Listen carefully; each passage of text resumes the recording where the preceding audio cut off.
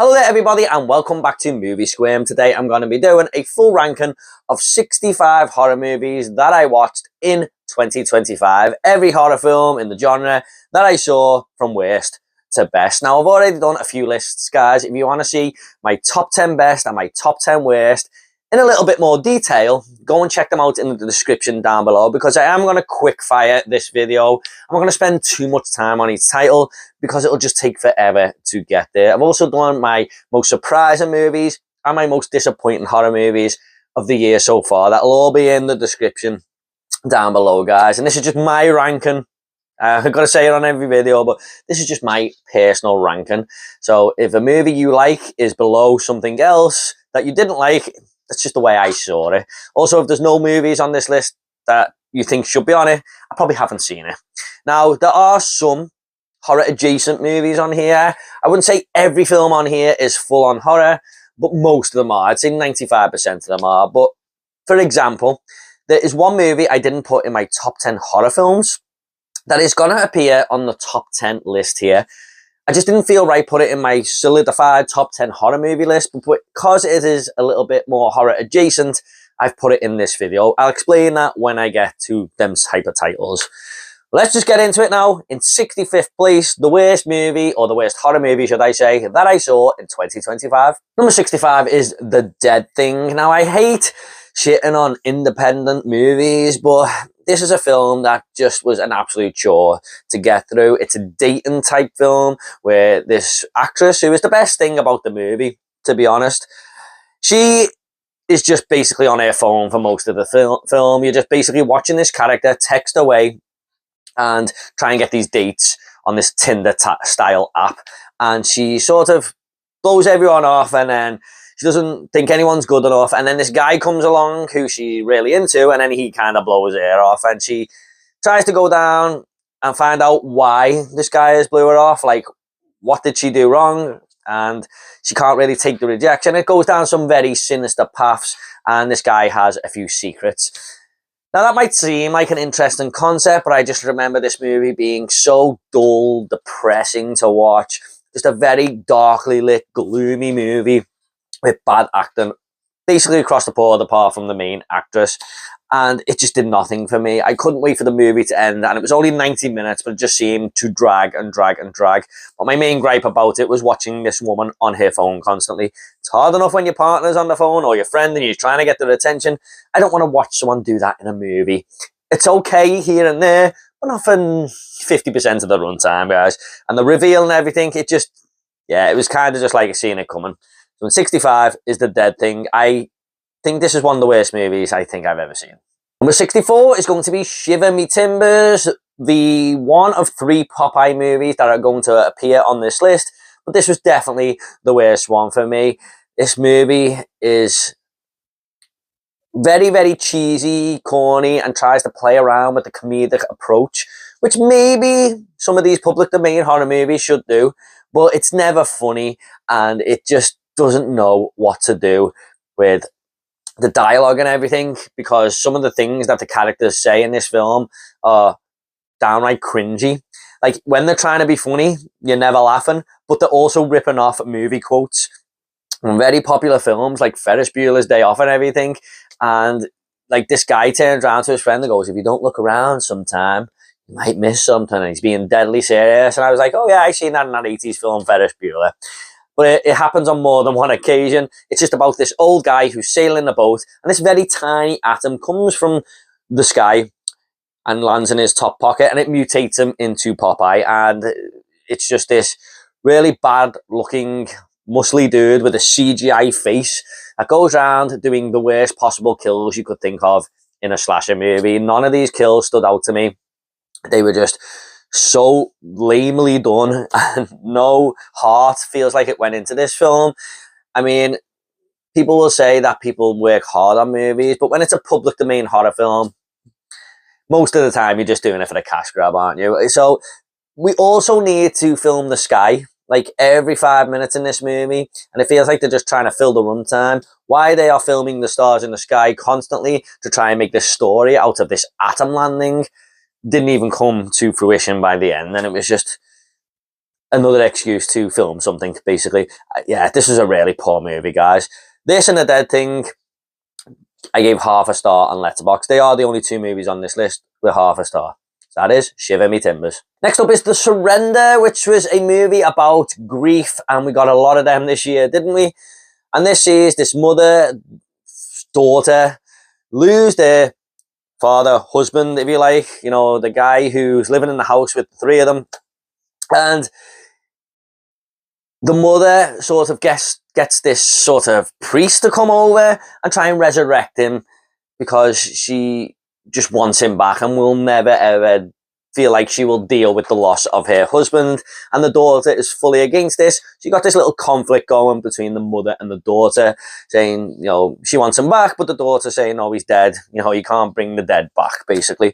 And the whole first act is them kind of arguing about it. The whole second act is this kind of priest dude coming over to do this ritual that is so boring and dull to watch and just kind of went on forever.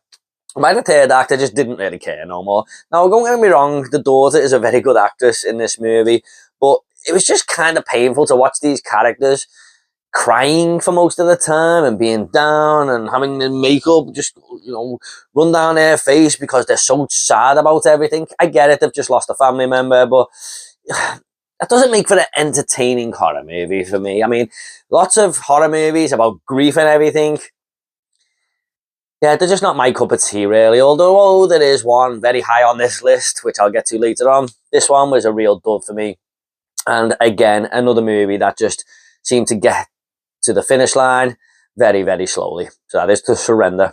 Next up, we have The Ritual, which is another demonic possession movie where a teenager is on a bed and they have to tie her up because she's doing all sorts of these crazy things, and all she can do is shout at the two priests who are trying to exorcise her and call everyone lots of nasty, vile names and move some furniture around now and again with her mind and then run up the wall a few times when she escapes. That's it. It's another demonic possession movie that is in a subgenre that is really hard for me to watch these days because I just know everything that this movie is going to do when they come along. It's got Al Pacino in there and Dan Stevens. And Al Pacino, to me, is the greatest actor of all time. He couldn't save this movie. In fact, it was one of the worst performances I've ever seen by Al Pacino. He just brought nothing to this film. I will say Dan Stevens tried his best and really got into the role. He was the shining light about it. But overall, this is just another demonic possession movie that brings nothing to the table. The Exorcist did it 50 years ago. I don't think they've quite replicated it ever since. So that is The Ritual. Next up is Him, a film that really infuriated me when I came out the cinema. I remember doing a little short reaction video and I was very angry at the time because this is a film I was quite looking forward to, a sports horror movie. I haven't seen really one of them before. And it's about this guy who goes to Marlon Wayne's house, who is this legendary quarterback who's going to train him up after an injury to take his place on the team. But lots of sinister things start to happen in this remote house where Marlon Wayans lives. And the movie uses lots of metaphorical sort of storytelling and weird, well, not weird, but talented directional shots, but they're overdone. They're kind of like in every scene. Felt like the director, Justin Tipping, I believe it is, was trying to use this movie as a showcase of his directional qualities and totally forgot about the story, which is what we all came for. And using all this metaphorical stuff and over-the-top directing really didn't need to be done when you see the end of the story, where it's just a very simple film with not a very exciting twist, really. And the last 10 minutes tries to pull in horror fans. They're having lots of gore, lots of blood and carnage, but it's all done in a metaphorical way that just seemed to be way over the top for what it was doing.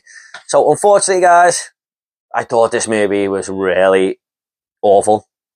And the only good thing about it was some nice visual shots at times and Marlon Wayans, who really did have me on the edge of my seat slightly in the first half of the film.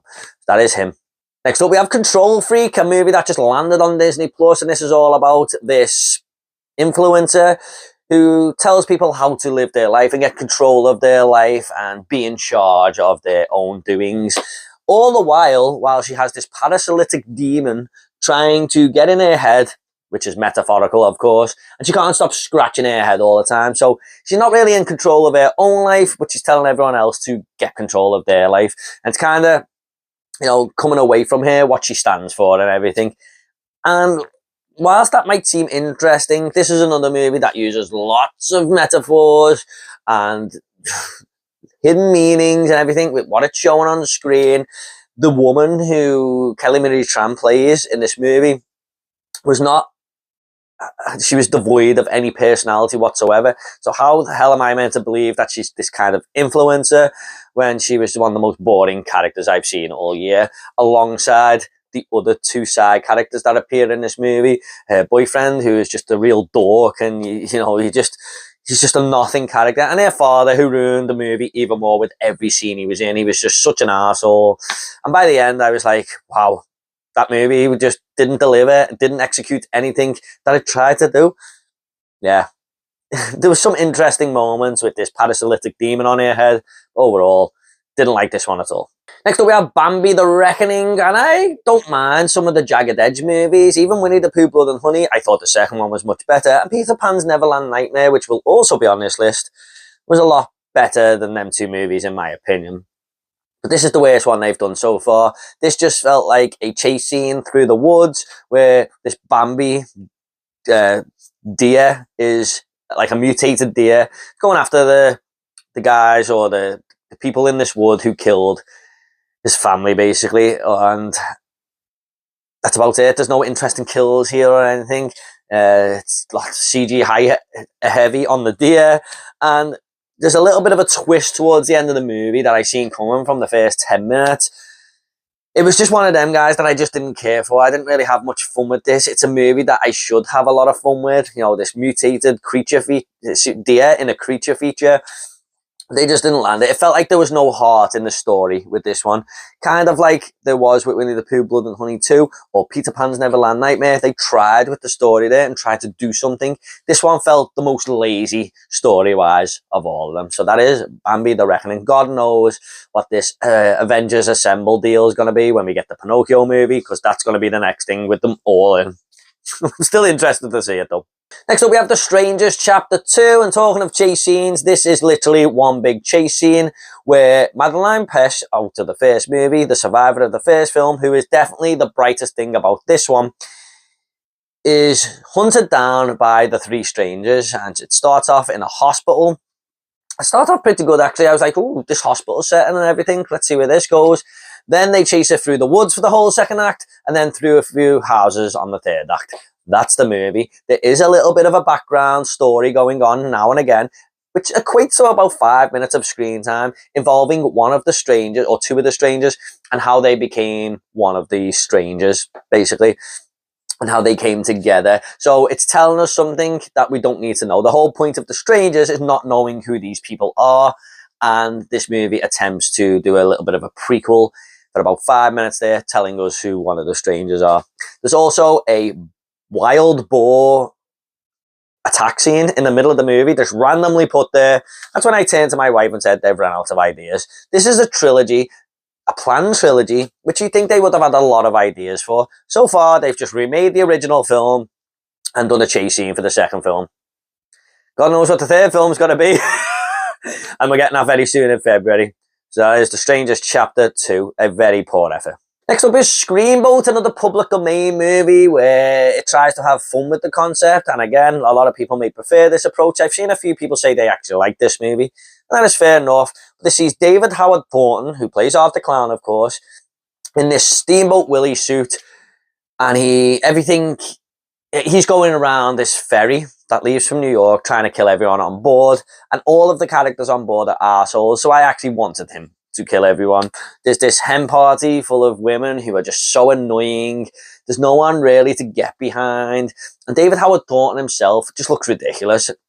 I think they may have been going for this, but everything around him and in the background is just basically heightened. So it looks like he's running around as this very small mouse, but you can just tell he's in an adult-sized costume, and you can really tell that's what they've done with the backgrounds and the visuals. It just felt so jarring. I didn't think it was fun at all. Yeah, nothing redeemable about this movie, guys, really. It was just a slog to get through. I think I do prefer when these public domain horror movies are doing it more serious. I might be alone in that, but I don't know. I like sinister, dark movies at times, and that go for pure horror. Horror comedy ones, they've got to be done right, and this one definitely wasn't. That is Screamboat. Next up, we have Hell House Lineage. Now, this is a film I was really looking forward to. Stephen Cognetti has done all 4 movies leading up to this one in the franchise, and 2 of them have really scared the shit out of me.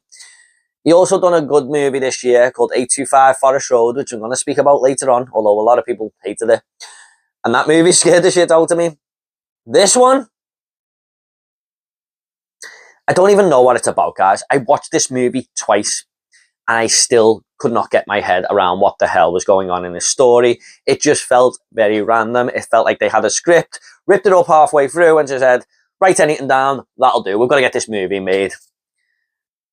Next, 1 minute we're seeing a clown, like those mannequin clowns outside someone's house. The next minute we're in one of the mansions trying to exercise it. And the next minute we're in like a fairground type deal. And I was just like, what's this movie doing? There's about 3 or 4 plots going on, and none of them sort of come together. It just feels like everyone's off doing their own thing. There was a few tension-filled scares here and there that did get me. I think Stephen Cognetti is really good at that.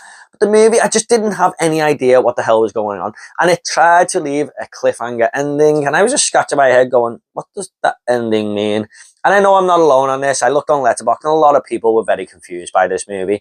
I should know what the hell is going on in a Hell House movie, but here, I had no idea. Just felt like the most random movie of the year. It's a little bit higher on this because of a few jump scares that got me. But overall, guys, this was one of the most disappointing movies of the year. Next up, we have Vicious, which sees this woman who is alone in the house, and this older woman comes and gives her a box and says, you need to put 3 things in this box: something you love, something you need, and something you want. Something like that. Something like that. And if not, bad things are going to happen. And she has to basically fight against the clock to put these things in this box, or I think she might actually die. I can't quite remember though. And whilst that started off quite well, it just fell off a cliff and became very uninteresting. And again, by the end of the film, I was kind of scratching my head a little bit going, what was that all about? It's just another movie that felt very random. This is one of the least memorable movies I've seen this year, guys. I'm struggling to remember the full sort of middle act there, but I remember it just being very boring. And it was mainly this woman, Dakota Fanning it is, who plays her, just sitting around the house deciding what to do here and there. So yeah, Vicious was a very uninteresting film to me. Next up, we have Into the Deep, which has Scout Taylor Compton starring in this movie, alongside Richard Dreyfuss, who's doing the first shark movie he's done since Jaws. I'm just laughing because he has nothing to do with the shark action in this film, if that sounded interesting to you as a Jaws fan. They basically filmed his scenes separately in about a day and just said, we got Richard Dreyfuss for this movie. So yeah, Scout Taylor Compton is definitely the best thing about this. I think she's a very underrated actress. I think she's fantastic in Rob Zombie's Halloween 2. Absolutely phenomenal. I don't care what anyone says about that film. She is fantastic in that. But this is just a movie that's trying to do too much with the shark action. 1 minute we've got Richard Dreyfuss and Scout Taylor Compton as a young kid, so it's a different actress. And he's teaching her how to swim in the sea and, you know, fight the tide and everything. And be able to go out into the ocean. So we've got all that story going on in the background. That's the only part Richard Dreyfuss is in. Then we got this pirate attack thing where these pirates attack Scout Taylor Compton's boat. So we've got the conflict going on with them two. And in the middle of it, there's a lot of shark action as well. And it just felt like it was biting off more than it could chew. I remember a lot of the kills being poorly edited in this movie. You can't really see what's going on with the kills. It's just like things flashing in front of the screen and a little bit of blood sort of flowing in the water there. So, unfortunately, guys, apart from Scout Taylor Compton, this movie was kind of ass. But I'd rather rewatch it more than the ones below this. So that is Into the Deep. Next up is The Gorge, which might be a little bit of a surprise for some people being this low, but I just did not get into this film whatsoever. I was sort of feeling it a little bit for about 20 minutes, half an hour there. You got Miles Teller and Anya Taylor-Joy, who are on each side of this gorge, which is this big fucking ditch.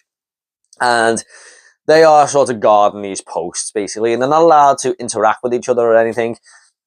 And lo and behold, they start interacting with each other, writing on signs and showing it up and everything. And that is the first act. It feels like a bit of a romance movie there. And then we go into this gorge with these two characters, and the world just became this CGI mess. And that's why I hated this movie. If a movie is relying heavily on bad CGI, or CGI but doesn't mean to be bad CGI but is bad CGI, I'm just instantly pulled out. I don't care about what is going on because it just looks so fake to me. If it's done well, it's done well. I can get along with it. But this looked really poor, guys. It was such an eyesore, and I just lost and waned interest as the movie went on. Now, I will say there's a good little military angle to go on with this. Towards the end of the film, it did pick up in the last few scenes involving Sigourney Weaver and everything. But overall, that whole middle act for me just took me out the film so much. Yeah, I wasn't as high on this as a lot of people. I've seen people have this in their top 10, 20 and everything. Fair enough, guys, if you liked it. I did say this is a subjective list. But The Gorge for me, good idea, poor execution. Next up, we have Shadow of God, which sees this priest who, I think he's losing faith in the religion and stuff. And then he sees his deceased father just walking about in the town, which is a really creepy concept if you think about it. And he tries to get hold of him and sort of figure out what has been going on with his father. Why is he here? He buried him a few weeks ago. What the hell is his father doing walking around? And this started off pretty well. I thought it was a little bit creepy and everything. I thought the guy who played the priest in this, forgot his name, I'm really sorry, was excellent. Really solid performance there. I can see him doing more stuff as years go on. But yeah, the movie just really fizzles out. It feels like a half and half movie with the first half is all this build up and everything. There's a little bit of a gangster thing going on in the background and everything. And the second half just feels like this really poor version of demonic entities and everything, guys. I just think films with priests in always go down that avenue of demonic possession or demonic entities, and they just don't really do much for me. Hence why I didn't like The Ritual either. But this is better than The Ritual, of course. This is a Shudder original who had a very up and down year for me, more downs than ups. I've already had a few movies on this list. This one was very, very forgettable. I'm struggling to remember a lot of it now, to be honest. But I remember it being okay for the first half. So that is Shadow of God. Next up is Xi'an, which is a movie that was tailor-made for me by the sounds of it, because I used to do Muay Thai a while ago for quite a long time there, and this is about this Muay Thai fighter taking on a bunch of zombies in a hospital, and I was like, sign me up. That just sounds awesome. And whilst that concept is exciting, a martial arts movie where he's taking on a load of zombies, the novelty wore off very, very quickly because I realised there wasn't too much blood and gore when this guy's just kicking the zombie's ass, and it just became uninteresting very, very quickly. He is trying to get out of this hospital with his girlfriend, I think, and there's a ticking time bomb element where this hospital is going to self-destruct or blow up if he doesn't get to this hospital in time. Kind of like the game Dead Rising, I think. But you kind of just don't care if he makes it or not. Like, the guy who's doing all the martial artists and that, while he is a very good martial artist, he just got no personality whatsoever. And there's like a boss character that he fights throughout the movie, and that was a cool bit of the film, to be honest, where he fights this zombie boss. But overall, guys, this, like I said, it's just novelty that wore off quickly, and I just became very, very uninterested. I need blood and gore in my zombie movies. This one, yeah. It'd be nice if he was kicking a few zombies' teeth out and everything, but, just felt like he was hitting these bodies and no blood was splurting out. That's what kind of turned me off about the film. I thought it was going to be great, and it wasn't. That is Xi'an.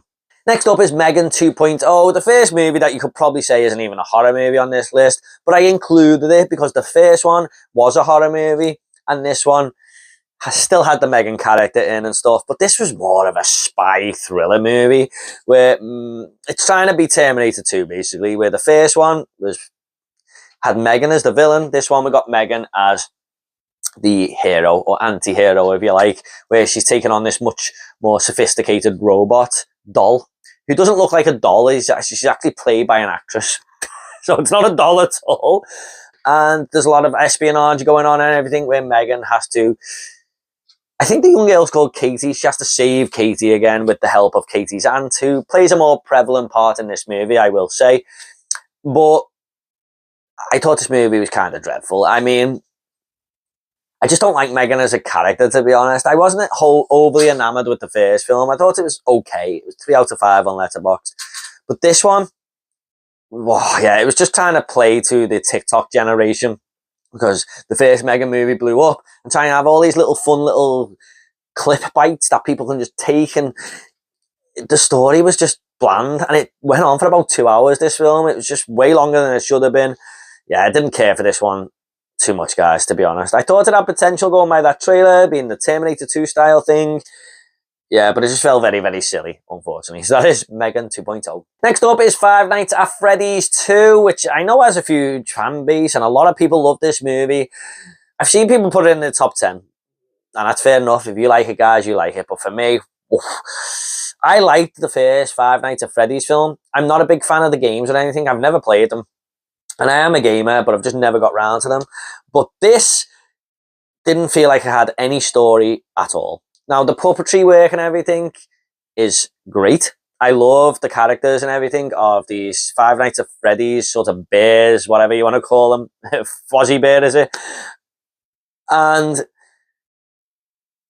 there is a decent enough villain in here, but the movie was just all over the place. Like, I don't get the story. Like, the first hour of this film is doing nothing. It really is doing nothing. There's no character development. There's no sort of exploration into Five Nights at Freddy's. And it just felt like this movie was doing a lot of Easter eggs for the gamers, because a lot of it went over my head. The third act does pick up a little bit, and I think it had a coolish little ending. But overall, guys, I was just watching this going, what is going on here? Like, there's this teacher in the movie who doesn't like the main young actress in this film. There's a bit of conflict going on between them, and it was just like, what's all this about? Yeah, I lost interest in this movie halfway through I was watching it, guys. It just didn't really do much for me. I'm struggling again with this one. I only watched it about a month ago. Wasn't for me. I hope they pick it up with Five Nights at Freddy's 3, because I really did like the first movie. Well, really like it is a stretch. I liked it. This one, didn't like it at all. Really disappointing film. Next up, we have Popeye the Slayer Man.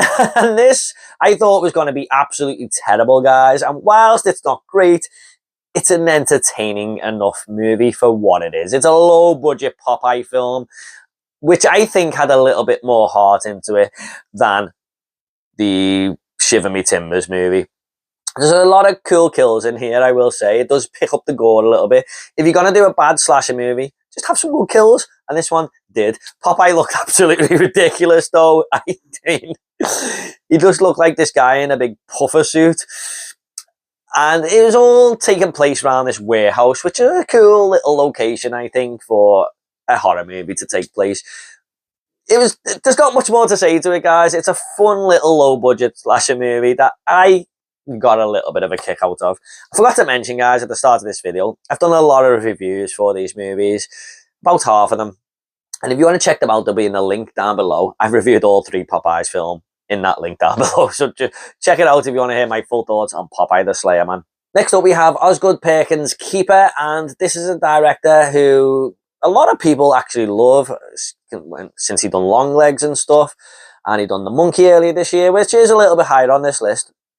But this one felt a little bit boring, guys, I'm going to be honest. This is about this woman who's with Mr. Right, and he's got a lot of red flags and everything, but he's Mr. Right, and they go to this cottage and stay there for the weekend in the middle of nowhere, basically. And a lot of weird things start happening in this cottage. His brother, who just invades everyone's privacy, just comes in the house whenever he wants. A very obnoxious character, along with the main guy. Just didn't like them 2 characters at all. Now, the main actress in this, I think her name's Tatiana Maslany, I think. She was fine. But a lot of the movie is just her, especially the middle act. Her boyfriend goes out of town because he's been called into work, and it's just her sitting around the house. And weird little things are happening in the background here and there. Yeah, it's just one of them films that plods on. It's a very, very slow burn with not many interesting things happening. Now, the third act does pick it up a little bit, especially with the creepy, scares and everything, and really gets under your skin at times. But it fizzled out in the last portion of the film, like the final scene, basically. It just was all metaphorical and everything, and I was like, I kind of hate these metaphorical messages that we're getting in a lot of the endings of these horror films now. I don't want to go home and look up Google. But it was okay. I mean, it was just a very bland movie, but it was watchable enough. I just didn't really like it. I mean, it's about 20 places ahead of these other movies, so it's doing something a little bit better than them. Next up, we have Night of the Reaper, which was an interesting little slasher flick for what it's doing. This sees this killer going around stalking babysitters, and this babysitter is minding this police officer's son, this police chief's son, while he's out looking for this Reaper. Yeah, didn't it occur to you that they might target because that's what the Reaper does? Anyway, a lot of the story is this woman babysitting this kid, and there's stuff happening in the house and stuff. And the other half is these two detectives trying to track down the Reaper. And a lot of the movie is just this babysitter woman creeping around the house. Kind of like Keeper, where she's just walking around the house and things are happening in the background for the first hour of this movie. The more interesting thing is when the officers and their detective work were trying to find out some of the history of this Reaper character, and they're finding out little things here and there. That was the more interesting thing. Then this police officer kind of knows that this Reaper is targeting the house, and it puts him in a situation where he's got to try and save his son, basically. And the third act done something totally different than any other slasher movie does, and turns the movie on its head. And I really appreciated that about the film. I loved the third act. I thought it was awesome. It's a shame the first hour is pretty damn boring, guys. So there's a bit to like here. I don't think the main protagonist, this babysitter girl, was all that interesting, to be honest. She's a bit of a bland character, and you're following her for a lot of the movie. But it's saved by the third act. I just think they wish they did something more in the first act. There's not many kills or anything in that first hour. Yeah, they missed a trick there because it was a good idea. That is Night of the Reaper. Next up is Until Dawn. Now, this is a video game adaptation of a video game I've never played. I do actually own it, just never got into it. So I was kind of going into this one semi-blind. I mean, I knew it was about a story-driven choice game, but this one kind of seemed to do the Groundhog Day deal where characters go and visit this house and are killed and wake up again the same day and try and figure out how to get out of this damn thing. And I think they have until dawn, hence the title, to figure out how to get away from these different killers that are coming into the house. There's like a slasher villain, and then there's like environmental ways that they're dying, all different ways that they're doing stuff. So it does try and splash the subgenres in there. Overall, guys, this one didn't really do much for me. I mean, I thought there was one good main character who was recently in the movie Marty Supreme. I'm really sorry I forgot her name. She was fine, and she was in the Hellraiser 2022 remake. But the rest didn't really care for them. That's the case with a lot of these movies, guys. And I'm sorry if I keep repeating myself, but it's true. And it didn't really go for the blood and gore as much as I'd like it to. Also, it just felt very generic by the end of the film. I don't think it's done anything new. There's been a lot of these Groundhog Day style movies, hasn't it? Happy Death Day to You. It's done it pretty good, actually. Films like that. And by the end, I was just like, that really didn't do much. I think I liked the whole build-up and everything, the first 45 minutes. And then the third act just went down very silly avenues, and I stopped really giving a damn. Like, again, a lot of these movies. So, unfortunately, guys, Until Dawn, not one of my favourite video game adaptations. Let's hope we have a much better year with Zach Cregger's Resident Evil. That is Until Dawn. Next up, we have Marshmallow, which was a camp slasher film that I was really intrigued by. I love the title of it, and camp slasher movies, I mean, I just love them. I love Friday the 13th, The Burning, my favourite latest Fear Street movie was the summer camp one. So I was all in with this movie, and it is a very paint by the numbers slasher film where we see a bunch of characters start to go missing and stuff in this summer camp, and they're sort of trying to figure out who this killer might be. But in the second half of the film, it does something totally different and something I didn't see coming in a million years. And I was like, whoa, what are we doing here? And I think this is either going to work for you or not work for you. And I like original movies where, or not original movies, but movies that take a tried concept and turn it on its head a little bit and try and do something a little bit different. And sometimes it can pay off, sometimes it can't. And whilst I was enjoying this movie up until this point, it definitely didn't pay off for me. I didn't find the whole second act and the different avenues that they tried to go down or did go down all that interesting, unfortunately. So for Marshmallow, a little bit of a miss for me. Next up, we have The Woman in the Yard. This is a Blumhouse movie that came out around March time. And I gotta be honest, guys, there was a bit to like about this movie and I appreciated it. It was trying to do something with its messaging and its whole sort of metaphor approach. It's basically about this family who have this woman all dressed in black sitting outside their house, and each day she seems to be getting closer to the house. And the family are very confused by what the hell is going on. This creepy looking woman who just will not leave no matter what. And it seems that as the movie goes on, this woman outside is a manifestation of something to do with depression, basically. And I don't want to say too much more than that. If you're going to go and watch the movie, I probably have spoiled it a little bit too much there, guys, so I'm sorry about that. But by the end of the film, I really didn't like the messaging that this movie was doing and found it very irresponsible. But everything leading up to that was interesting enough. I was kind of on the edge of my seat. There was a lot of tension building in this, kind of creepy. Got invested in the family a little bit there, but the payoff is just not really worth waiting for because of just how distasteful it really is.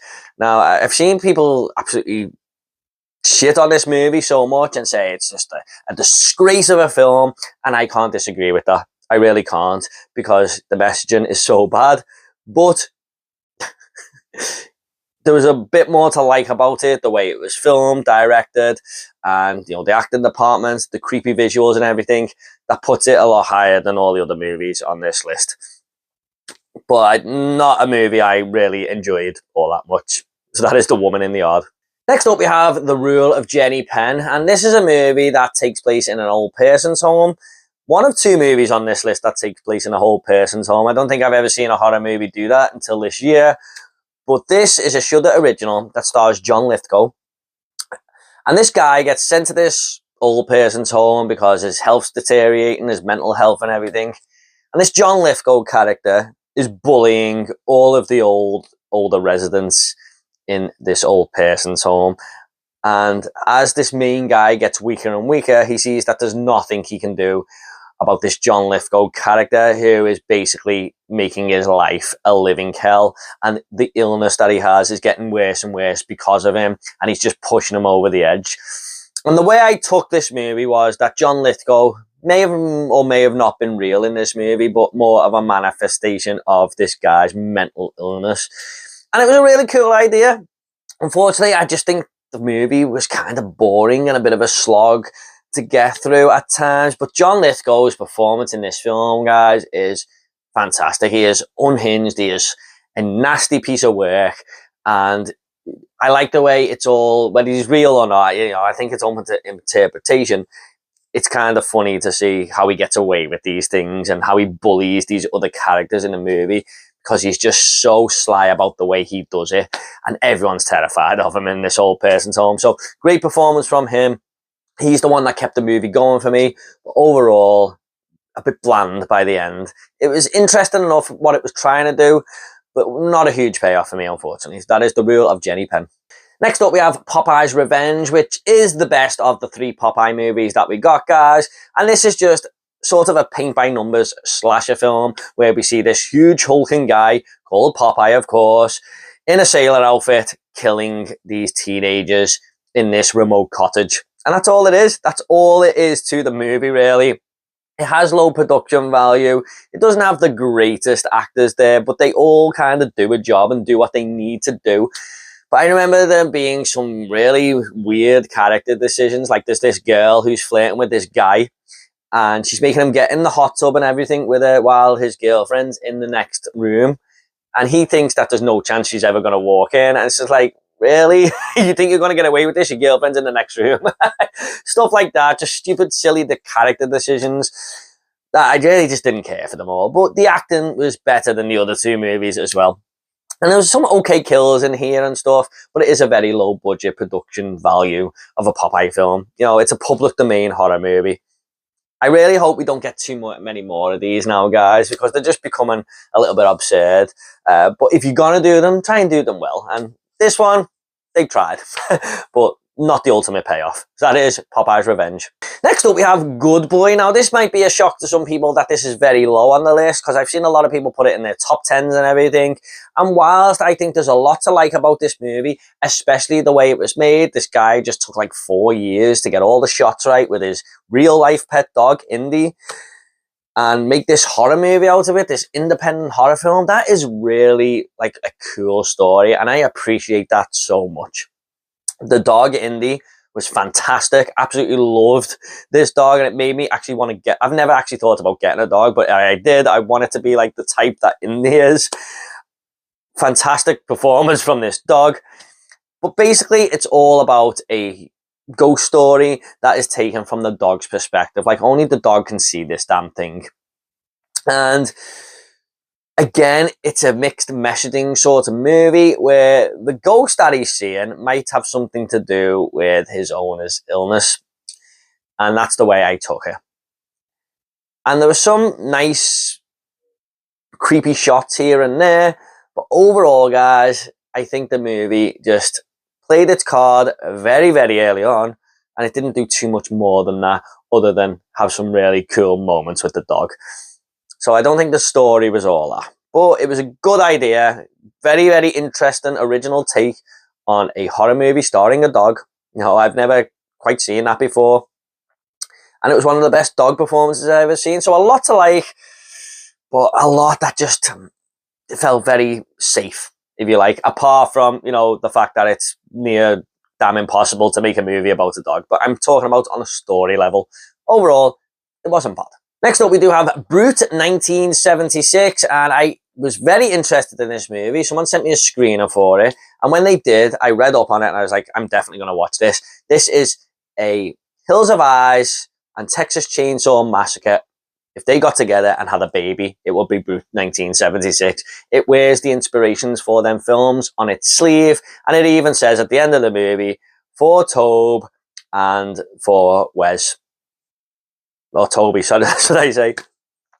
So it's basically saying, yeah, we took inspiration from them two films. Them guys are our heroes, and we're going to do this. And it's basically about a group of characters who are going to do a photo shoot in the outback of... Was it Texas? I don't think it was Texas, but it's the outback of America anyway. It's a sun-drenched type movie. It all takes place in the basking hot heat, kind of like the Texas Chainsaw Massacre. And these characters decide to do this photo shoot and see this little ghost town across the way. And they go and visit it. And it is running rampant with maniacal killers in masks. And it was kind of fun to watch. I had a lot of fun with some of the characters as well. There's some really cool characters in here to get invested with. Lots of unique, different characters going on. I liked a lot of the mask design and everything on these killers. Where it's let down is the kills. There's a lot of off-screen sort of blood just splattered against the wall and everything. And I thought this would definitely be higher on the list if they just done some good creative kills. But I don't know if it was the creativity or the budget that they couldn't quite pull it off. Also, there's a lot of messaging going on, political messaging, with the reveal at the end of the movie that I just didn't really think they landed very well at all. But overall, not a bad film. I would watch this again. I think everything from Good Boy and, you know, here onwards are movies that I could appreciate and get on board with and have a good time with. So that is Brute 1976. Just loved the whole look of it though, more than anything. The Texas Chainsaw Massacre style they went with there. Next up is VHS Halloween. I check these out on Shudder every year, and whilst last year was my favourite one, I thought, okay, can we get one now where every single story is amazing? Because it was only one story last year that didn't quite work for me. And unfortunately, guys, about half of the stories work for me here. Now, what I will say is it sticks to the theme of Halloween. So that's a really cool theme to have. And it makes you think, why haven't they done a VHS Halloween before now? So really cool title there. I think we're going to get a VHS Halloween 2 at some point. I do. Because everyone loves Halloween, especially horror fans. But there's some good stories in here. One especially where these characters are turned into sweets or candy, whatever you want to call it. That was a really cool story, and definitely the most inventive story there.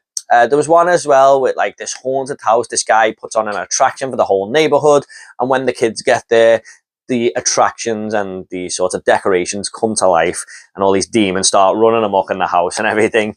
There was also another one where like a baby running around this house where this thing is taking people in and turning them into these human babies, which was fun, but it did feel like a bit of a ghost house attraction. Still with these people running around dressed in diapers and everything. But there was a couple of other stories that didn't quite work for me that much. This like FBI moment story where they're discovering what went on a while ago, and it jumps back and forth and everything.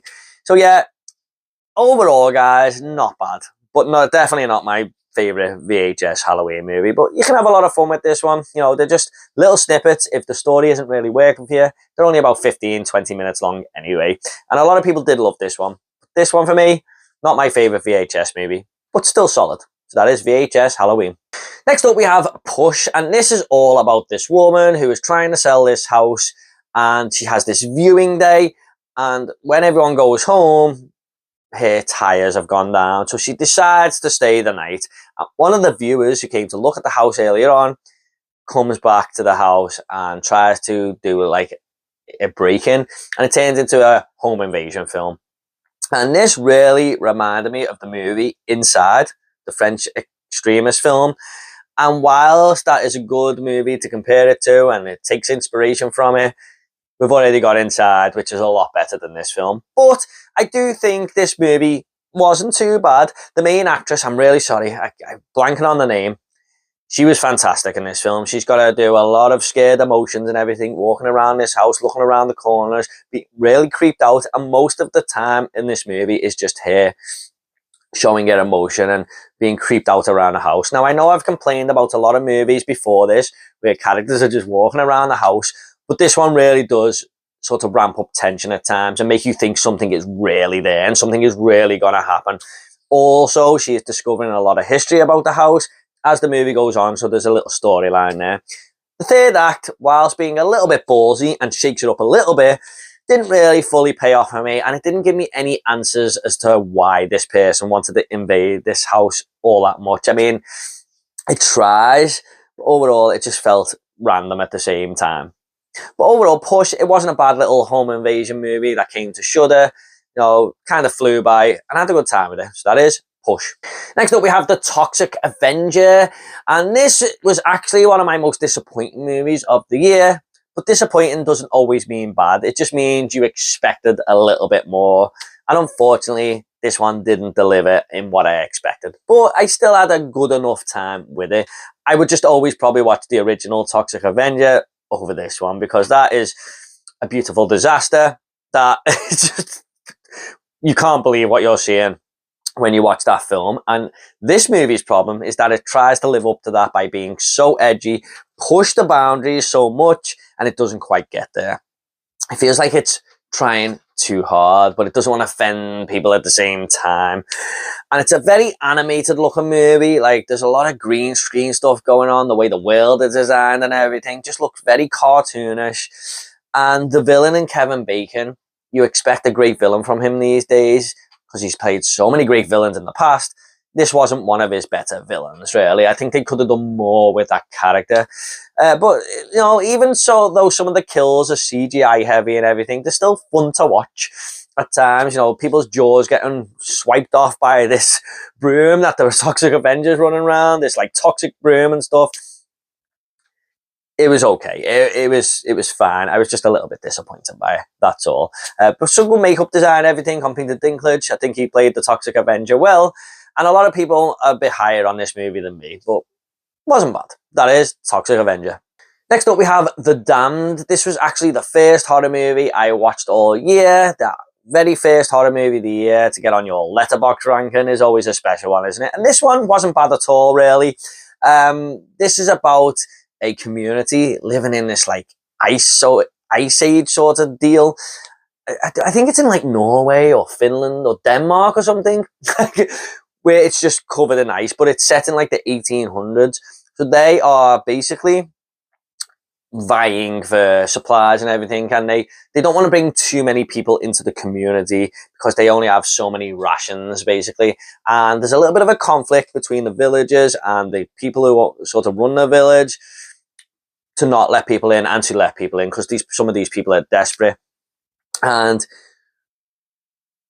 people are sort of punished for their actions in the third act, really.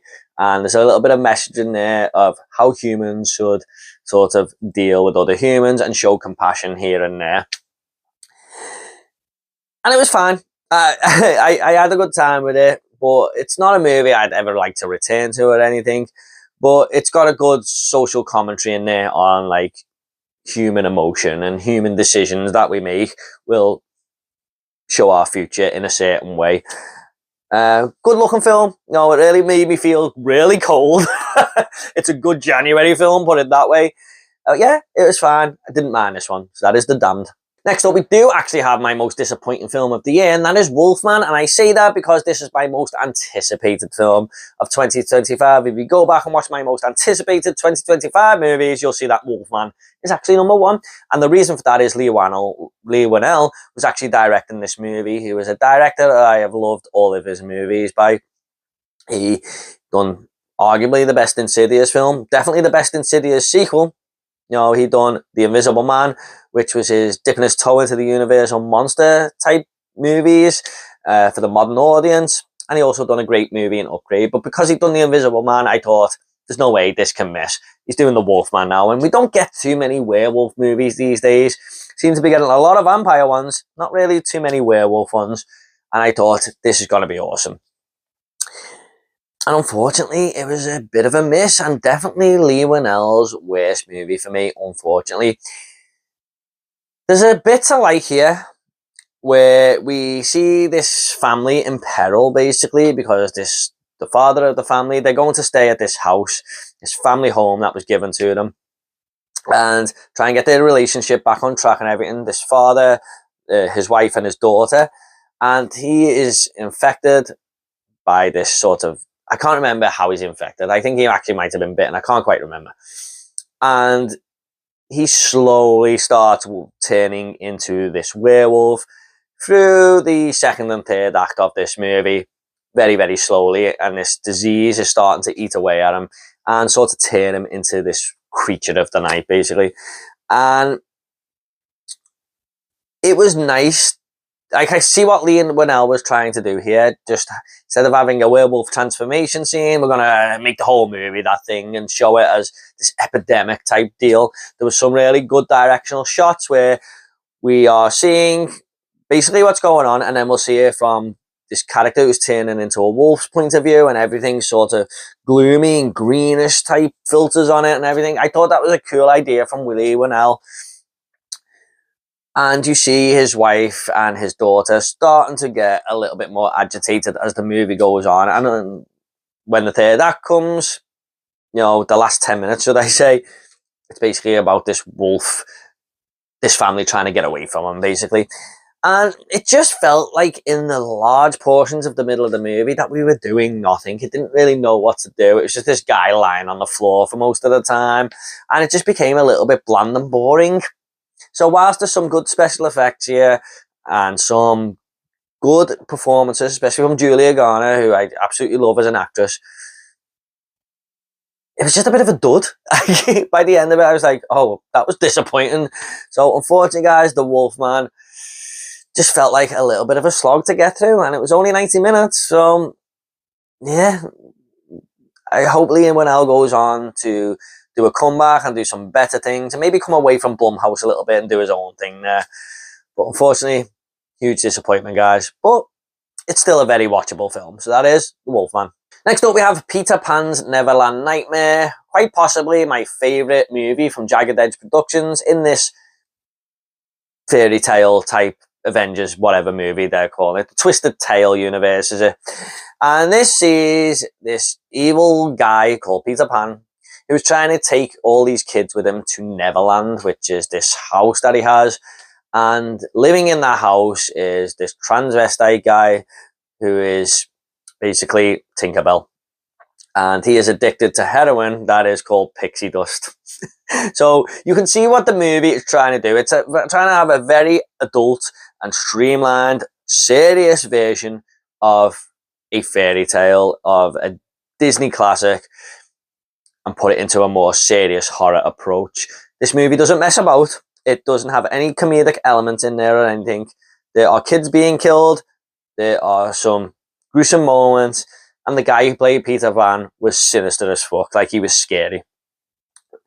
So, with all that in mind, you're going into a very serious and not very nice movie. But they're movies I kind of like. I like my horror to be dark and really go for it. I think there's way too much comedy in horror these days, but sometimes you need it to just light it up a little bit. And although I do like a lot of comedy horror as well, at the same time, there's a lot I don't really like. You've got to land it. This one, I don't even know why I'm going off on a tangent there. This is just a very serious film. And it might disturb a few people.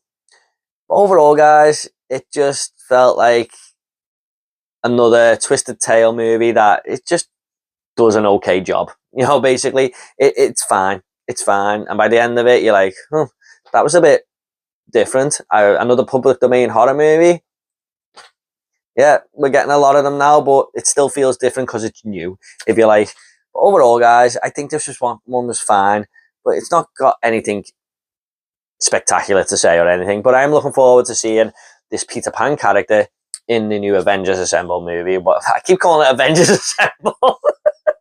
This assemble of these characters, let's put it that way.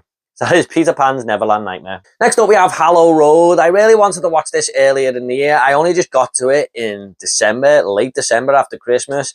Me and my wife watched this one. I thought the acting in this movie was fantastic. You got Rosamund Pike in there and her husband. I'm really sorry, I forgot his name. And they get a call off their daughter to say that she's been in a crash at 3:20 in the morning or something like that. 3 o'clock, early hours in the morning.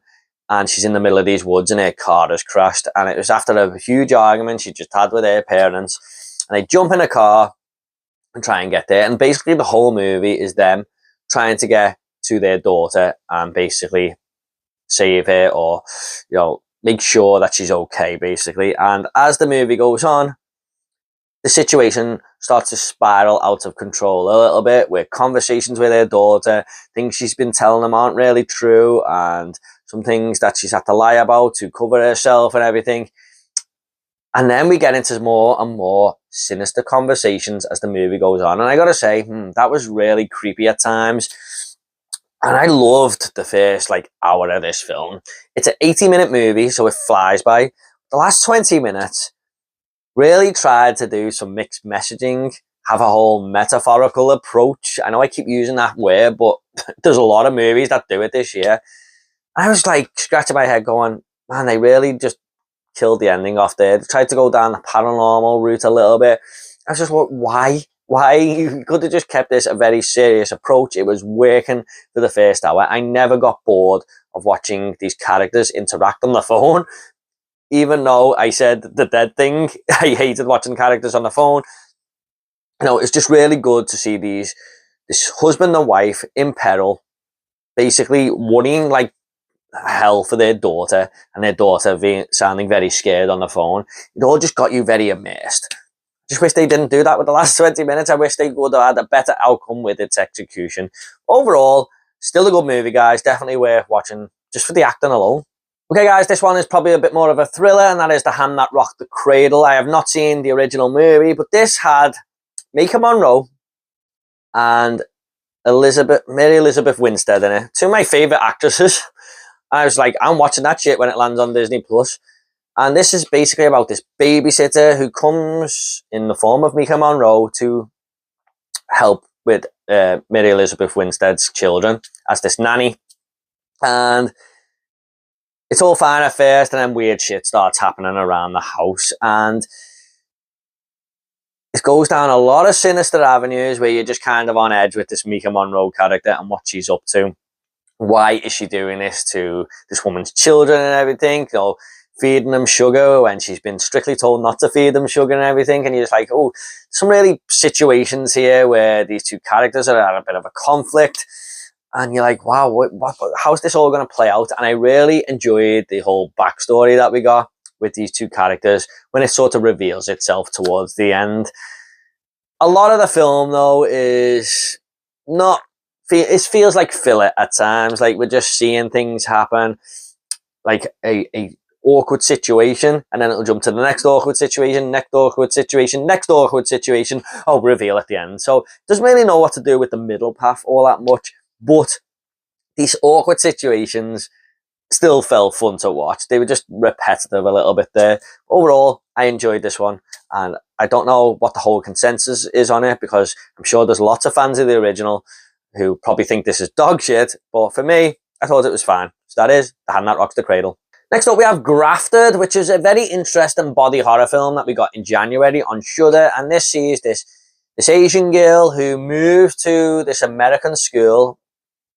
I think it was an American school, and she wants to fit in with these popular girls, basically, and she has to do certain things to fit in, and she's got like this scar on her face, but her father was researching how to skin graft and stuff, and he dies, so she wants to carry on his research, and she puts these skin grafts on her face and everything to cover up this scar to fit in with all these popular girls at school. But it starts going down the body horror route when she starts to overdo it, and people start to die and everything.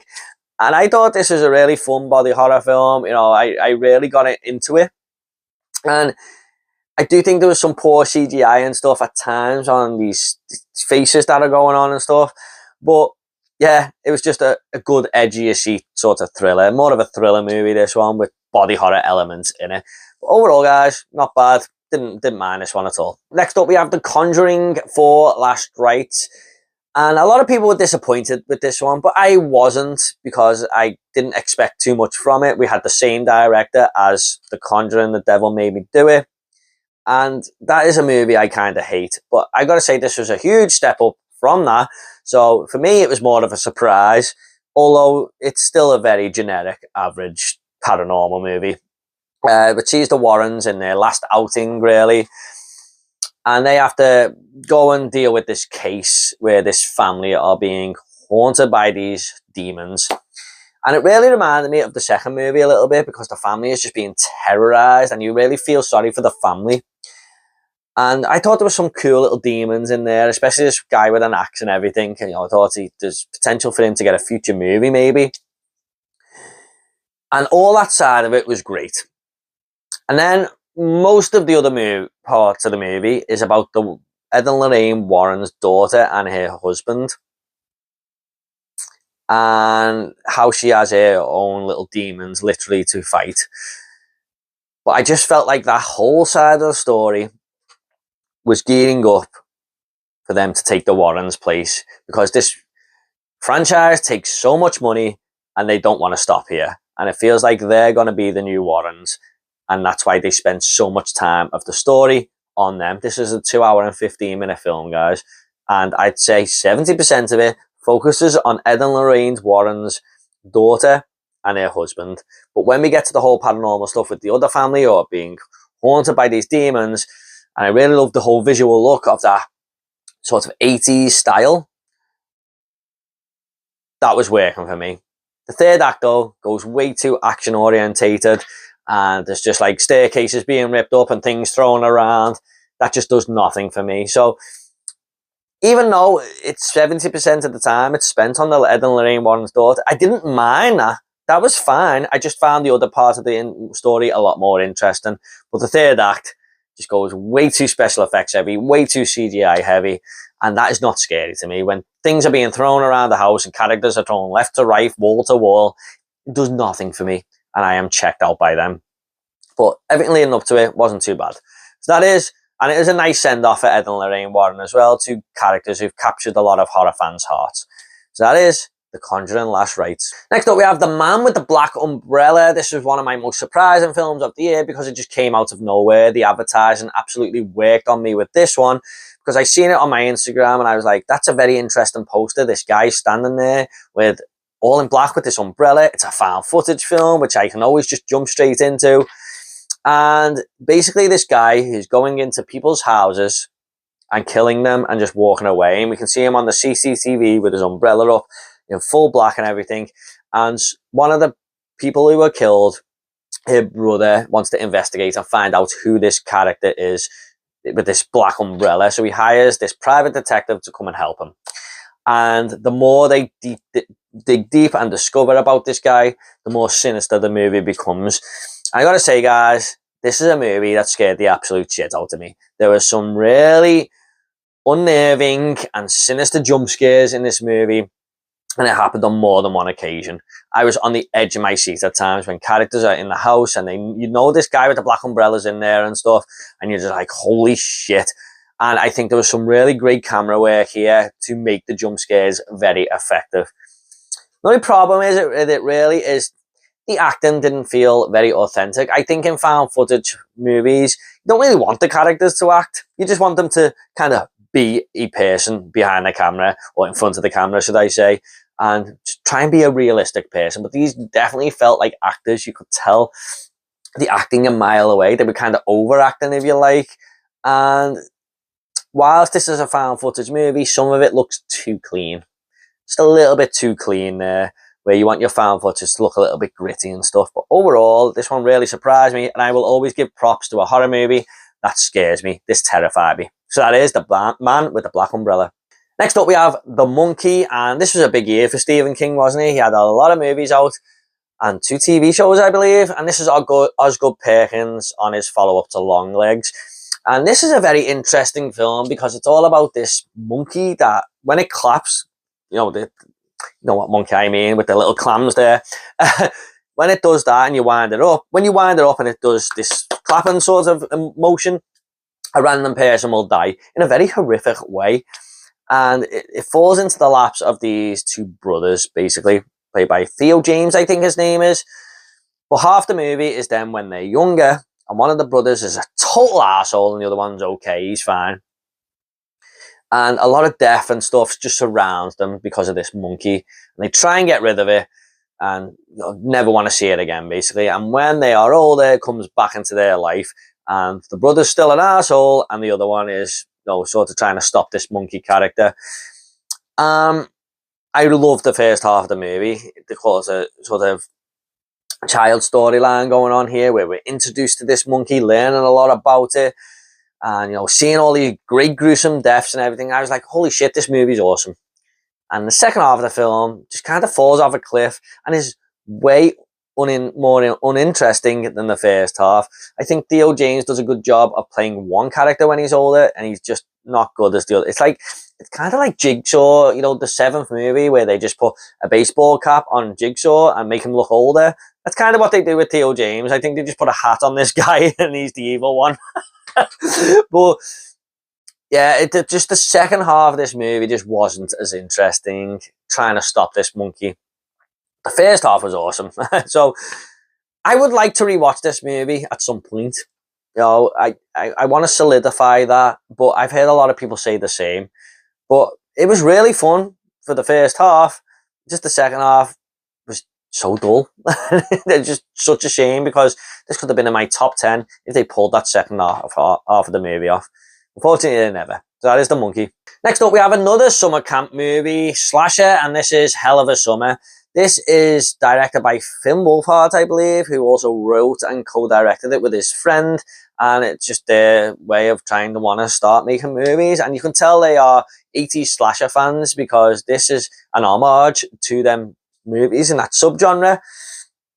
And I thought this was quite fun at times. It's got this guy who is basically running the camp, and He's waiting for the main camp counselors to come, and they don't show up because they've been killed at the very start of the movie, and he takes it upon himself to be the leader of this camp, and he takes great pride in that. It's like his #1 goal in life is to be this guy running summer camps, and he absolutely loves it. And him, along with a bunch of other trainee camp counselors, have to look after these kids, and lo and behold, some kills start to happen. And that's basically it. There's a fun little reveal at the end that didn't fully pay off, but I appreciated it enough. I kind of just wish they went a little bit more with the kills and a little bit more creative and bloody and gory. But I gotta say, it was more in the character department that made me enjoy this movie more than most camp slashers, basically. It's got some good characters in there. And not a bad effort from Wolfhard and his friend there. Let's see what they can do in future. But this, it wasn't bad. I had a lot of fun with it. So that is Hell of a Summer. Next up is Bone Lake. And this is a film that kind of reminded me of Speak No Evil, but a little bit lighter. This sees this couple who go and book this Airbnb, this big gigantic house, basically, for the weekend to rekindle their sort of love life a little bit there. And when they get there, another couple has actually booked this house as well. And they decide amongst them that they've traveled all this way, they are just going to share the house. And if they annoy each other, they'll leave and basically get a refund. But they're going to try it out and see how it goes. And they sort of get on with this couple and decide to stay. But the next day, a lot of weird shit starts happening and lots of erotic stuff involving the other couple and the other couple. And it's all about basically humans being too nice to one another and when we should really say no and put our foot down, but we're too nice so we don't. And things spiral out of control because of that. It's just really fun, guys. I loved all of the characters in this. I forgot the main actress's name, but she's the double of Florence Pugh. At one moment, I actually thought it was Florence Pugh. I was like, what the hell is Florence Pugh doing in this movie?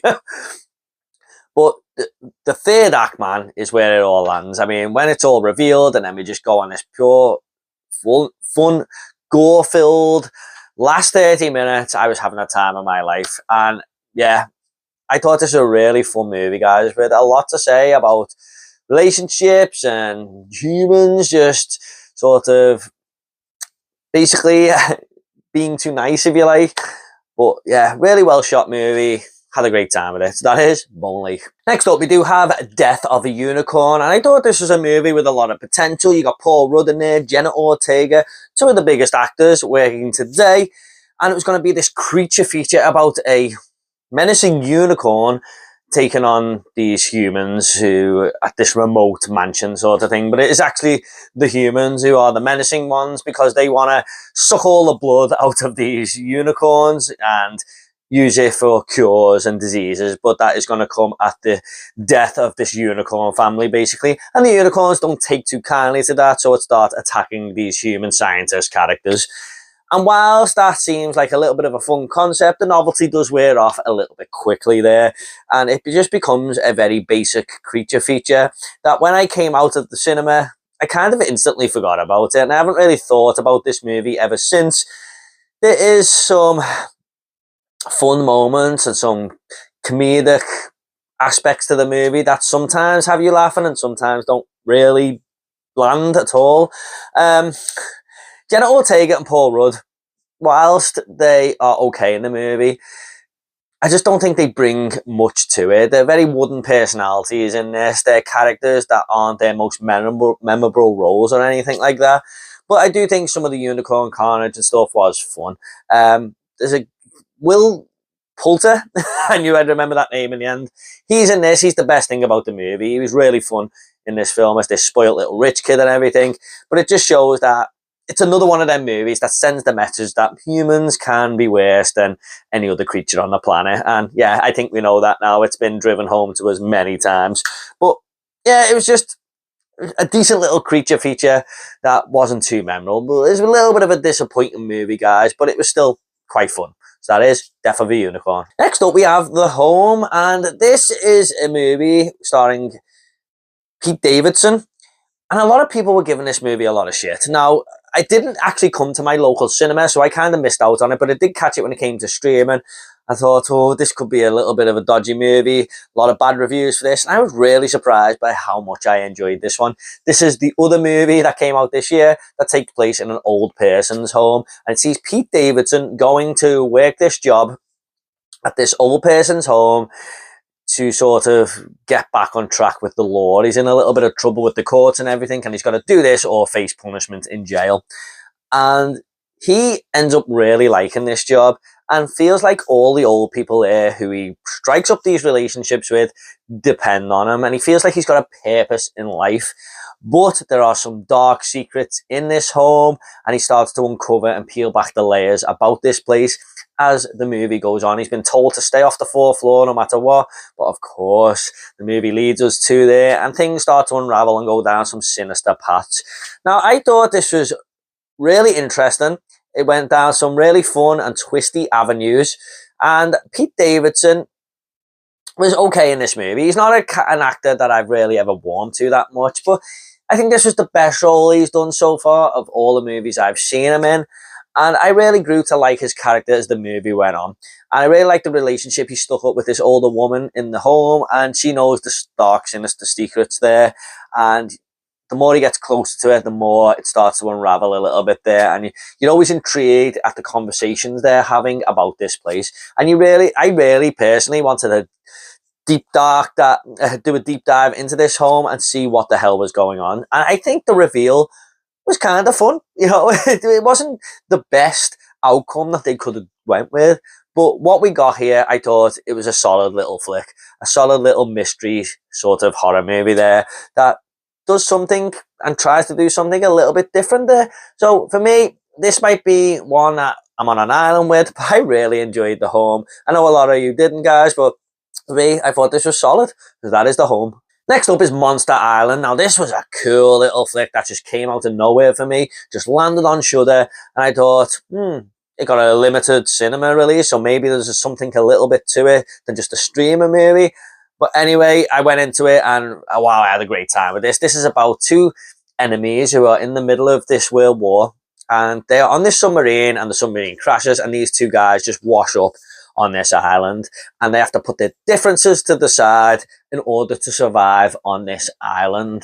And they start to get on a little bit there, and you know, there's no point being enemies because our politicians tell us to. We're just going to try on, get on and be friends. And they better had, because there's this monster on there who, what them being enemies is the least of their worries.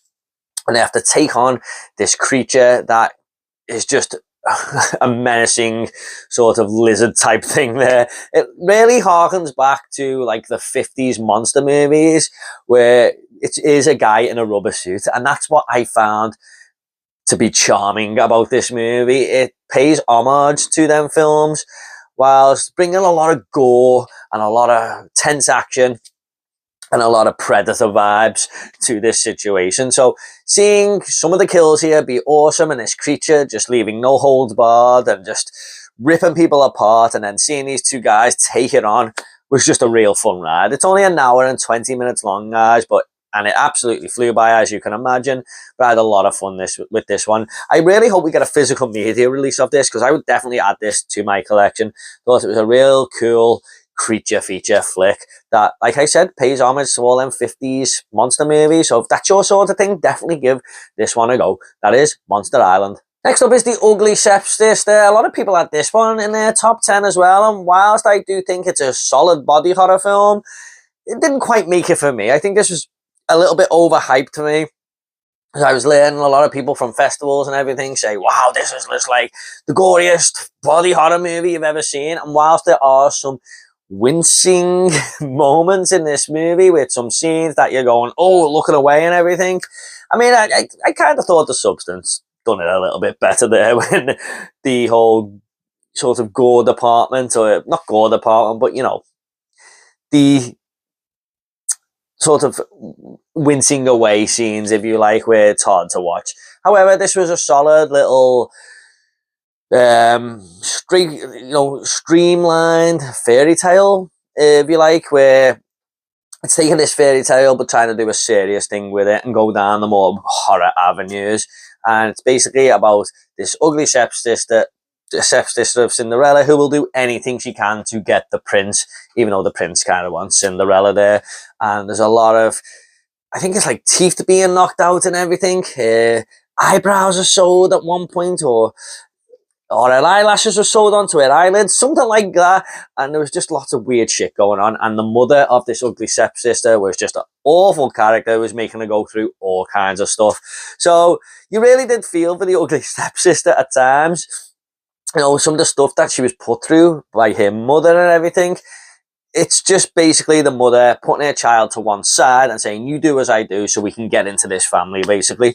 But I really like the whole reality feel of this movie, even though it was a fairy tale based film. It felt very grounded in reality. So yeah, this wasn't bad. I quite enjoyed it, and a fun little take on the Cinderella story. So that is The Ugly Stepsister. Next up is I Know What You Did Last Summer, the remake, and a lot of people thought this movie was terrible.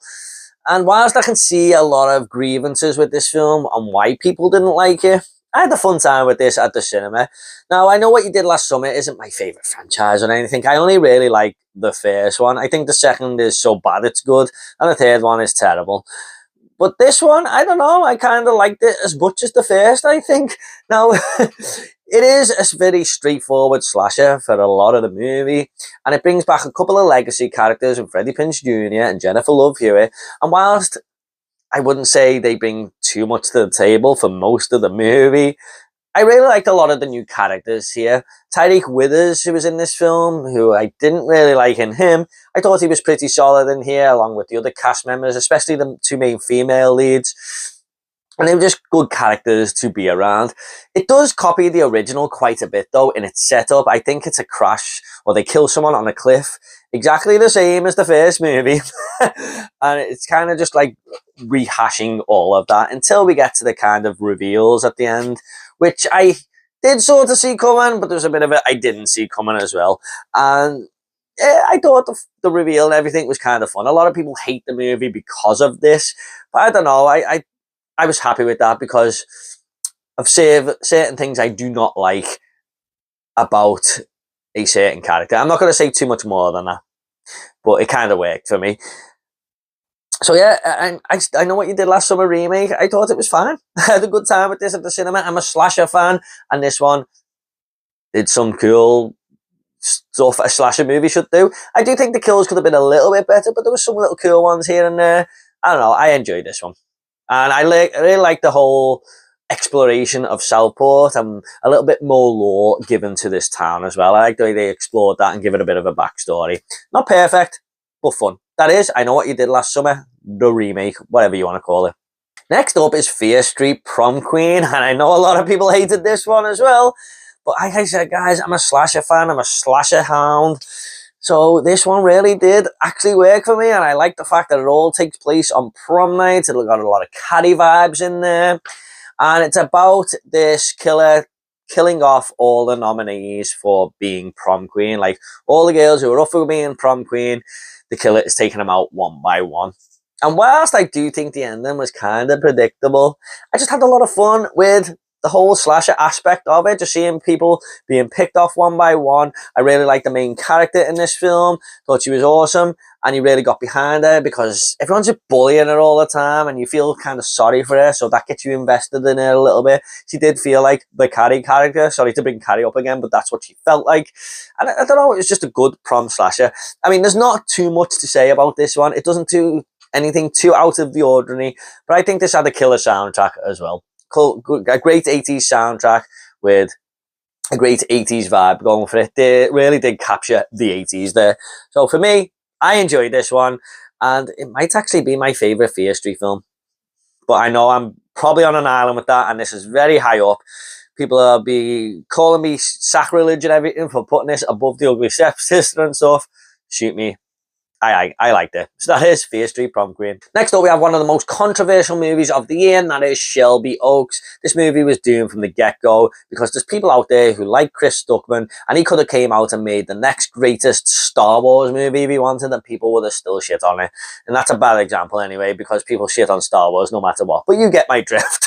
So Shelby Oaks is a really cool movie about this woman whose sister has gone missing. She's been missing for years, and everyone has told her that she is dead.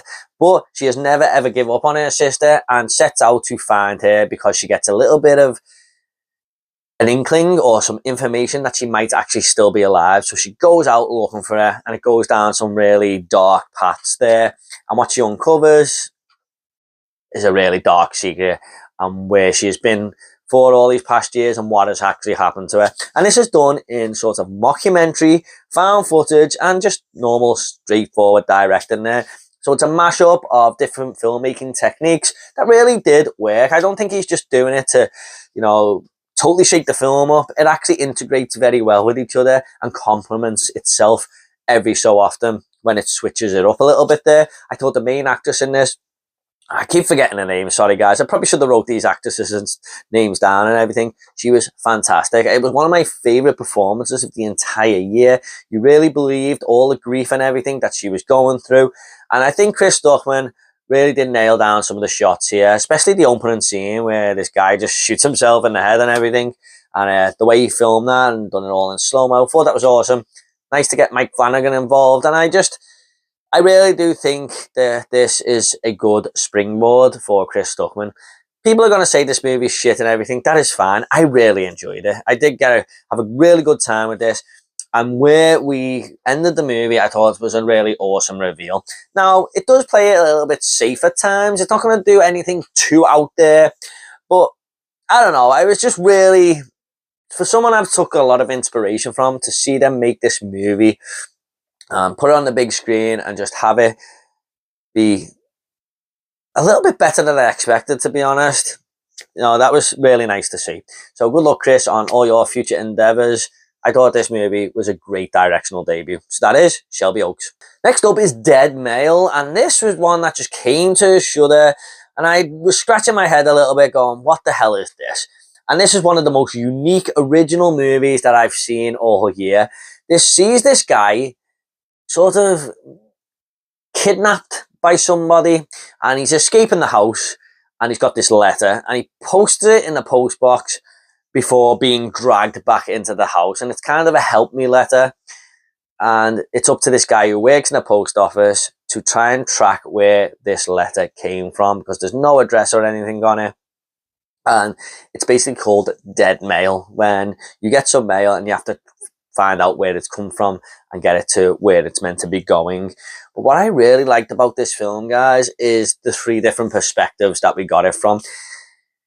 This is a movie that takes place from the guy who's been kidnapped's perspective, the guy who works in the mail perspective, and the guy who is actually kidnapping this other person's perspective. And whilst it might seem like just a general hostage situation at first, when we uncover how these people all came across each other and what he has been kidnapped for and how he became friends in the first place and what subjects they became friends on, it's all about a musical sort of keyboard. I won't say too much more than that, but if you watch it, guys, you'll get where I'm coming from. And I really like how that movie centered around that story and made this musical instrument be the integral part of how all these people met. It was just a very strange story, but one that really worked for me.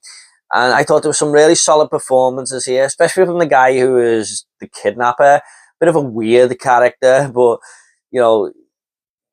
you understand his motivation a little bit, but then he just goes a little bit too far with it all. I don't know.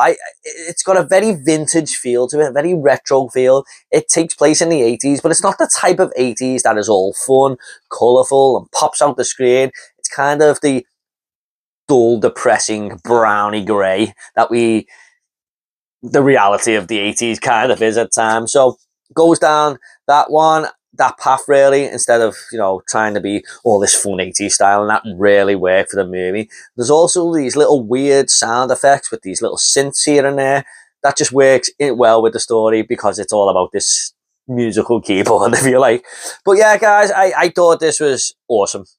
This movie really surprised me, and it was in my top 10 for a while, but I was really into this film, guys. Something so different. Definitely check it out if you got Shudder. So that is Dead Male. Next up, we have Clown in a Cornfield. I heard a lot of people say they didn't like this movie either. I'm a sucker for killer clown movies, guys. I love Terrifier. I love It. I love lots of, schlocky B-movie clown movies, that like Camp Blood and everything. I don't know what it is. I just like the killer clown look. And this one, I got a kick out of. This is a slasher film where this young girl moves to this new house with her father and has to integrate herself into this town.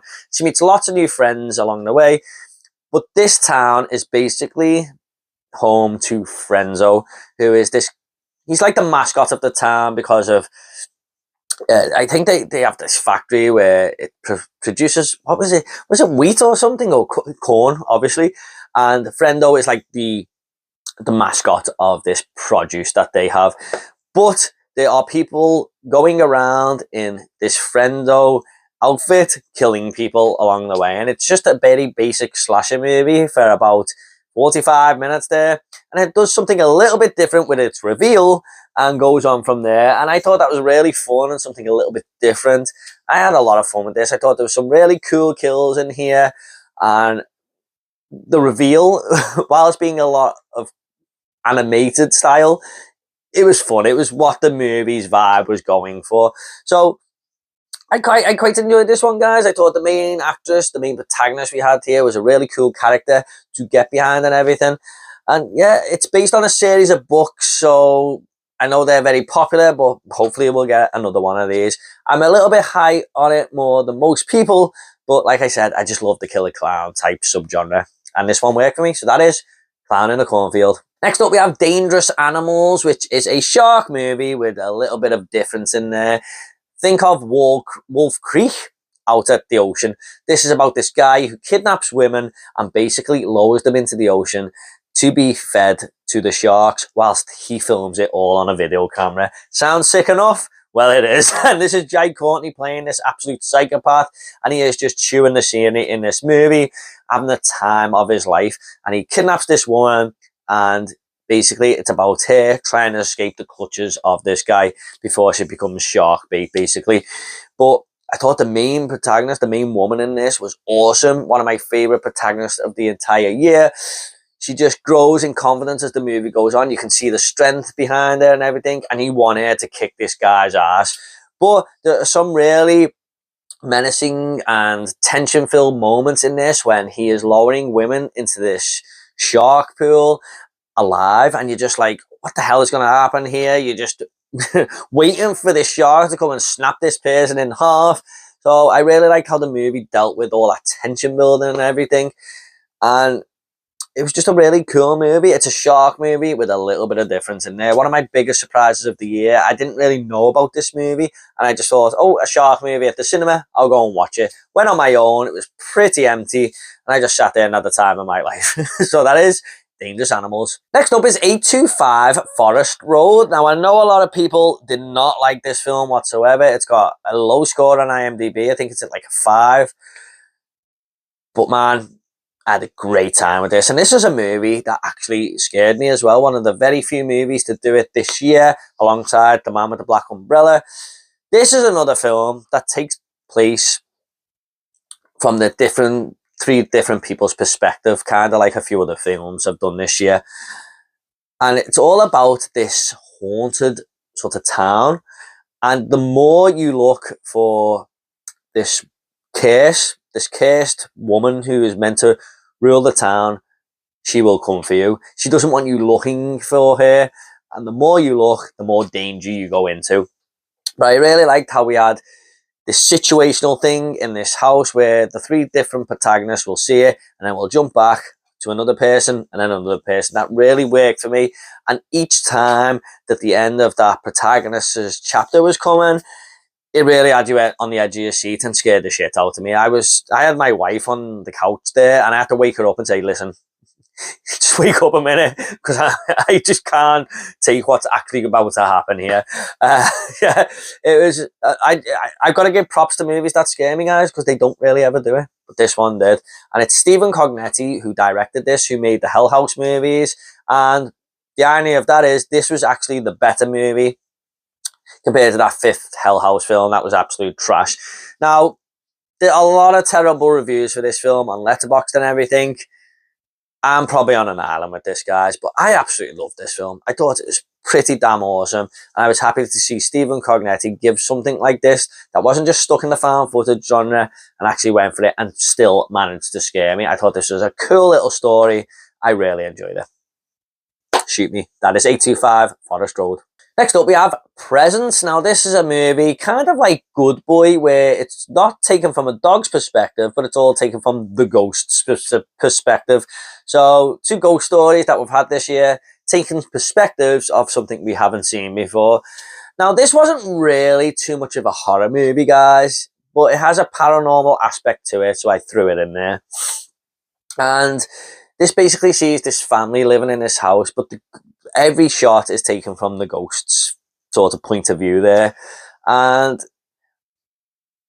whilst this movie is just a family generally living their life, it goes down some dark paths with people who come into the home here and there. And this ghost sort of wants to help this family out, basically.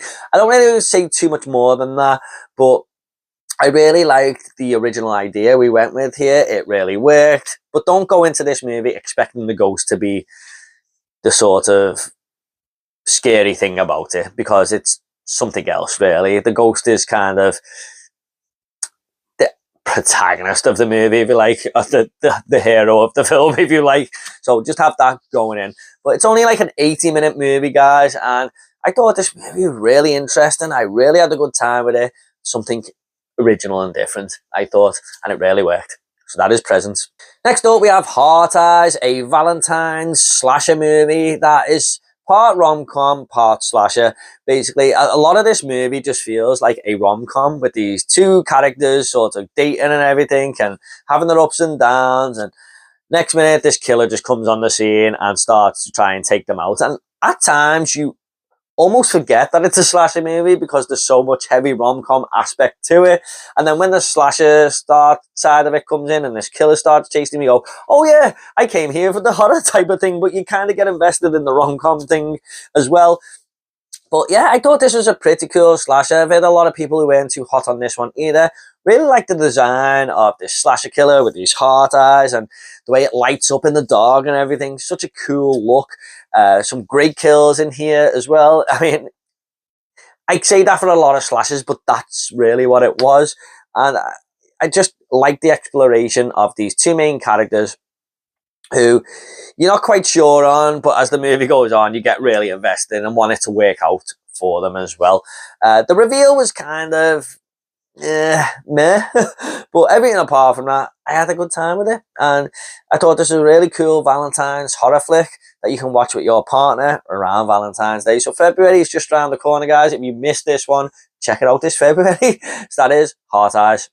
Next up, we have Together, and this is a body horror sort of slash comedy horror flick where we have Alison Brie and, was it James Franco?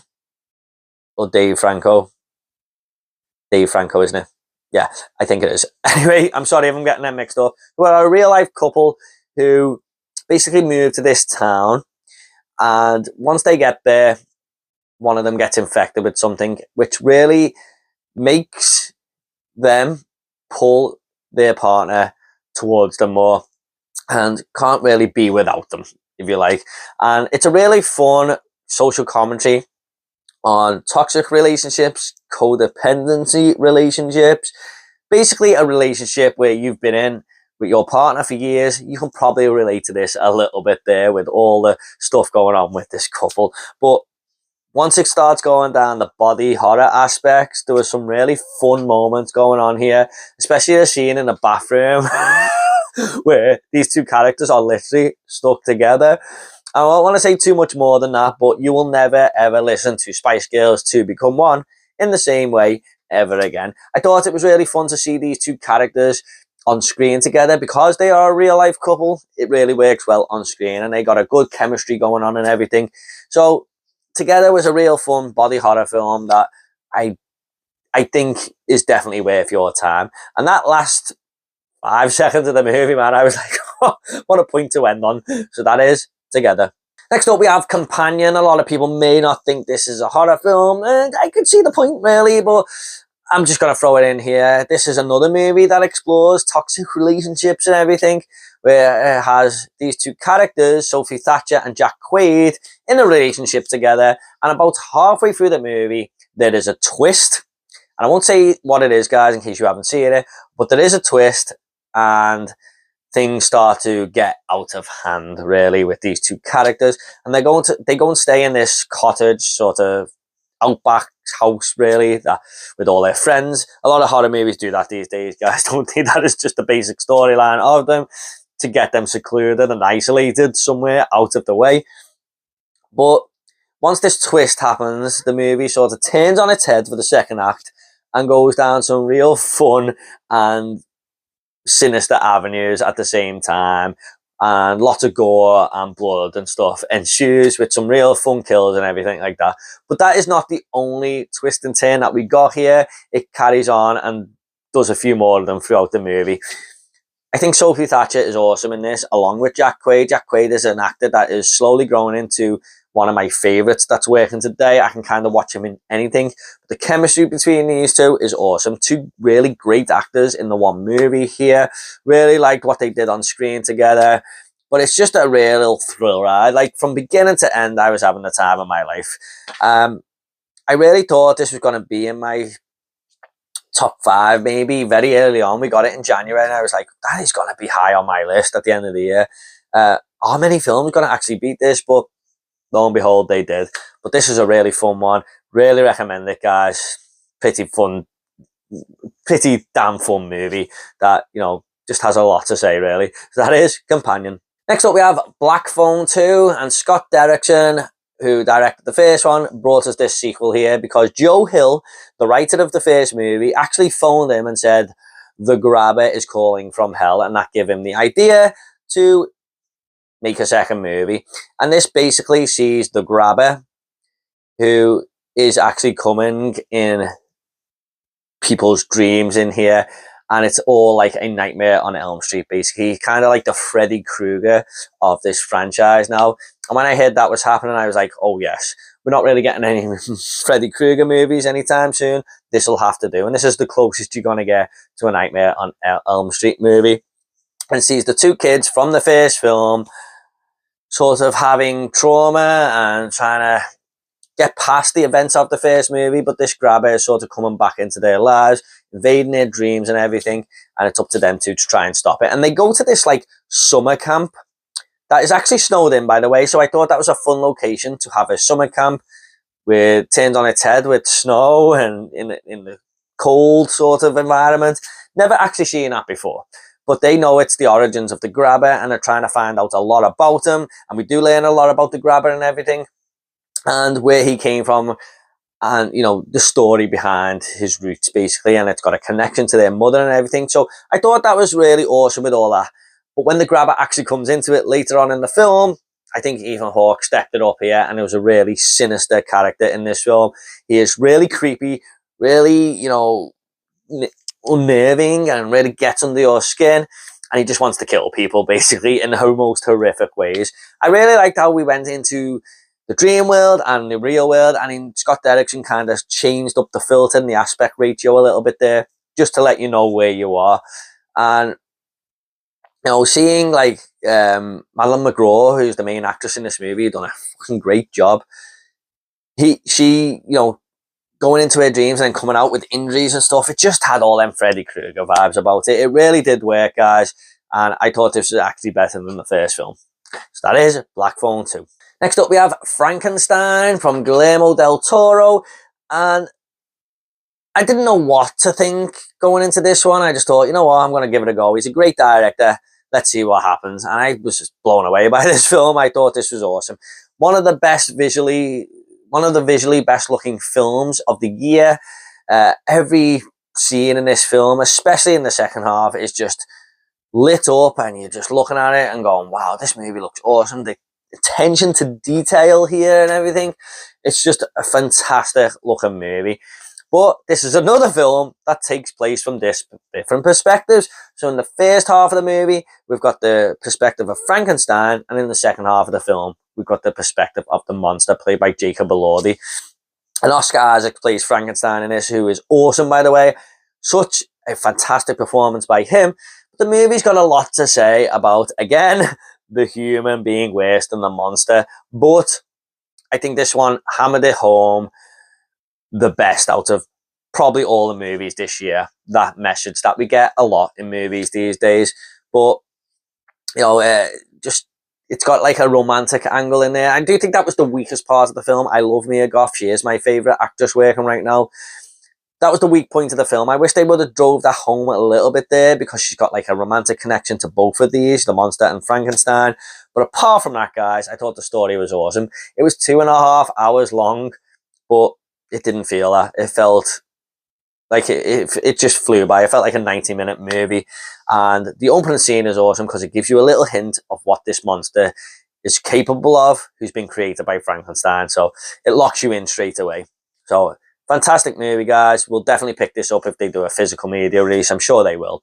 That is Frankenstein. Next up, we have Silent Night, Deadly Night, the remake. And this was another surprising movie for me, because I thought they were just going to do a modern remake of the original movie. A guy in a Santa Claus suit going around killing people. And whilst there is that, for about 40 minutes, the movie starts to do something a little bit different, and you realise what is actually going on. So you've got the guy from Halloween Ends. I'm really blanking on the names here, guys. It's very late at night now. What's his name? Rohan Campbell. He is basically this serial killer, and he is killing people around Christmas because of this past trauma he's had as a child. But he goes into a Santa Claus suit when he's killing these people, because it makes him become someone else, basically, and get him in the mood to kill people. But he's got this voice in his head telling him which people to kill. Now, this is a mix of Silent Night, Deadly Night, Venom, believe it or not, and Frailty, one of my favourite horror films of all time. You put all them in a blender, that's what you get here. But when the main character starts getting this love interest with Ruby Modine, he sees things differently there, and it plays out a little bit different for his life, basically, because he wants this romance angle. But Ruby Modine has her own demons as well, and it just is a match made in heaven. So I think they got the whole romantic sort of side of this movie really down to a T, but all the slasher stuff and everything was awesome. I do think it could have been a little bit more gory, but there is still enough creative kills and everything here. But what I really liked about this film is they did something different and original with the story. They didn't just remake the original film. They went down different and explored different paths, and it really paid off. And with the ending we got, I really hope we get a sequel, because that could just kick ass. But special props to Ruby Modine. Thought she stole the show here. So that is Silent Night, Deadly Night. Next up, we have Sinners, a lot of people's favourite movie of the year. And I rewatched this the other night just to make sure I didn't want to bump it up a little bit higher. And whilst I didn't move it higher up the list, I did like it even more on rewatch, but just not my favourite of the year. However, this is a visually stunning film, kind of on par with Frankenstein for best looking film of the year. This is a film that centres around blues music and everything, whilst being a bit of a gangster flick, and then also becoming this vampire film. Now, it just sees these two brothers, these twin brothers, who want to open up this joint, this blues joint, and they're trying to get lots of special music talent to play there on that opening night. But halfway through the movie, the vampire shit kicks in, basically. Now, I thought Michael B. Jordan was awesome in this. He's playing two different roles. He was just a badass in this movie. But a lot of the side characters in the film are interesting as well. Even the guy they just put on the door, Cornbread his name is an interesting character. This old guy they pick up to come and play the music in their joint, a very interesting character. They've got this little cousin who's probably the main star of the movie, really, alongside Michael B. Jordan. Very interesting character. They've got love interests, very interesting characters. They've all got personality and bring something to the movie. The music is awesome. I've listened to the soundtrack lots of times since rewatching this. It just integrates itself into the movie. It's a film that explores the 1930s America and black culture and everything. It does a lot of things, and it's one of them films that the more you watch it, the more you will see. I think I've already want to rewatch it now after seeing it again. I thought this movie was like even better on rewatch, but initially I still thought it was great. My biggest problem with it is it copies another movie from 1998. Not fully, but takes a lot of them main story beats. And whilst a lot of people call this a very original film, and it is in many ways, story-wise, I don't know. it does feel a lot like Dusk Till Dawn. Also, I struggle to understand some of the accents on some of the characters at times. I have to put the subtitles on here and there. But overall, still a solid film. That is Sinners. Coming in fifth place is going to be The Long Walk. Now, this is the movie I was talking about at the start of the video that I didn't really put in my top 10 horror movies because I don't really see it as a full horror movie, but there are a lot of horror elements here. And this is a film about a bunch of characters just walking, and you get so invested in all of these people because if they stop, they will be killed. So it's like a competition that they have, entered on their own free will. But it's a last man standing. There is 50 of these boys, and the last one to stop walking will win, basically. And I think they do get chances here and there if they need to do their shoelace or take a shit or whatever, but they've got limited time to do it, and they have to carry on walking. And if not, they are just shot, basically shot dead. And as the movie goes on, you are getting invested in these characters, but you come to realise after more of these characters are killed that you're going to lose most of them throughout the movie, and there's only going to be one of them standing, but you're invested in so many of them. And it clearly is an emotional film. Like, there was some really sad moments for me in this, and I sort of started welling up a little bit, like choking on my tears a little bit at times. It's a movie that gets you heavily involved, and it's got a lot to say about basically just how we don't care about violence no more. I mean, we are coming desensitized to it because it's like this world event that everyone's watching on the TV. When we get to the finish line, there's like everyone cheering there, ready for the last kill and to see the winner crowned and everything. And I can sort of relate to that because there was a terrorist video that came out not long ago, and this person was shot, and everyone in my canteen at my work were just watching it like it was a normal everyday thing. No one was wincing at the screen or anything. They were just like, oh. So yeah, I think we are becoming a little bit desensitized to violence, and this movie sort of commentates on that. Mark Hamill, wouldn't say stole the show, but he was a real standout in this movie as this arsehole villain general, basically.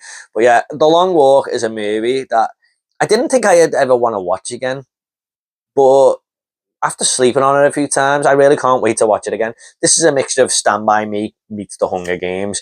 Awesome movie, guys. Another Stephen King adaptation for this year. Next up, we have Bring Her Back, and this is the film I was talking about that deals with grief the best out of all the grief-stricken movies we've got this year. This is from the Philippou brothers who brought us Talk to Me, and I actually think this movie is better than Talk to Me. I did really like Talk to Me, but this one was a step up for me, and I really enjoyed it. This is Sally Hawkins, who adopts this brother and sister, and this brother really does look out for his sister, basically, or his stepsister. And Sally Hawkins takes a real liking to this young girl, but doesn't really seem to care about the older boy, basically. And she's also got this other stepchild who's staying with them, but he's sort of in the background there. He's got his own room and never really comes out of it, and there's something really weird going on with him. And this movie just really had me on edge all the time because of Sally Hawkins' performance. She is a woman who is very overly nice, very smiley, and makes you feel warm around her, but there's something not quite right with her. The more that goes on throughout the film, the more squirm inducing it becomes, and you kind of want these characters to get the hell out of there. I'm going to say Sora Wong, who is the young girl in this movie who had never acted before, what a performance she put in. Props to her, thought she was awesome. But this is a film that basically unravels itself the more it goes on. It's not really until the last 15 minutes you really see what is going on here. And I thought it was a very clever way of telling a story about someone stricken with grief and not being able to deal with the mourning of somebody and how they deal with loss and what they want to do to get over that loss. And even if it is extreme, they are willing to do anything it takes. So, really interesting film, guys. There were some really gnarly moments in this, I gotta say. Look, just think of a butcher knife and being around someone's mouth. That's all I'm gonna say. Man, I was watching that going, holy shit.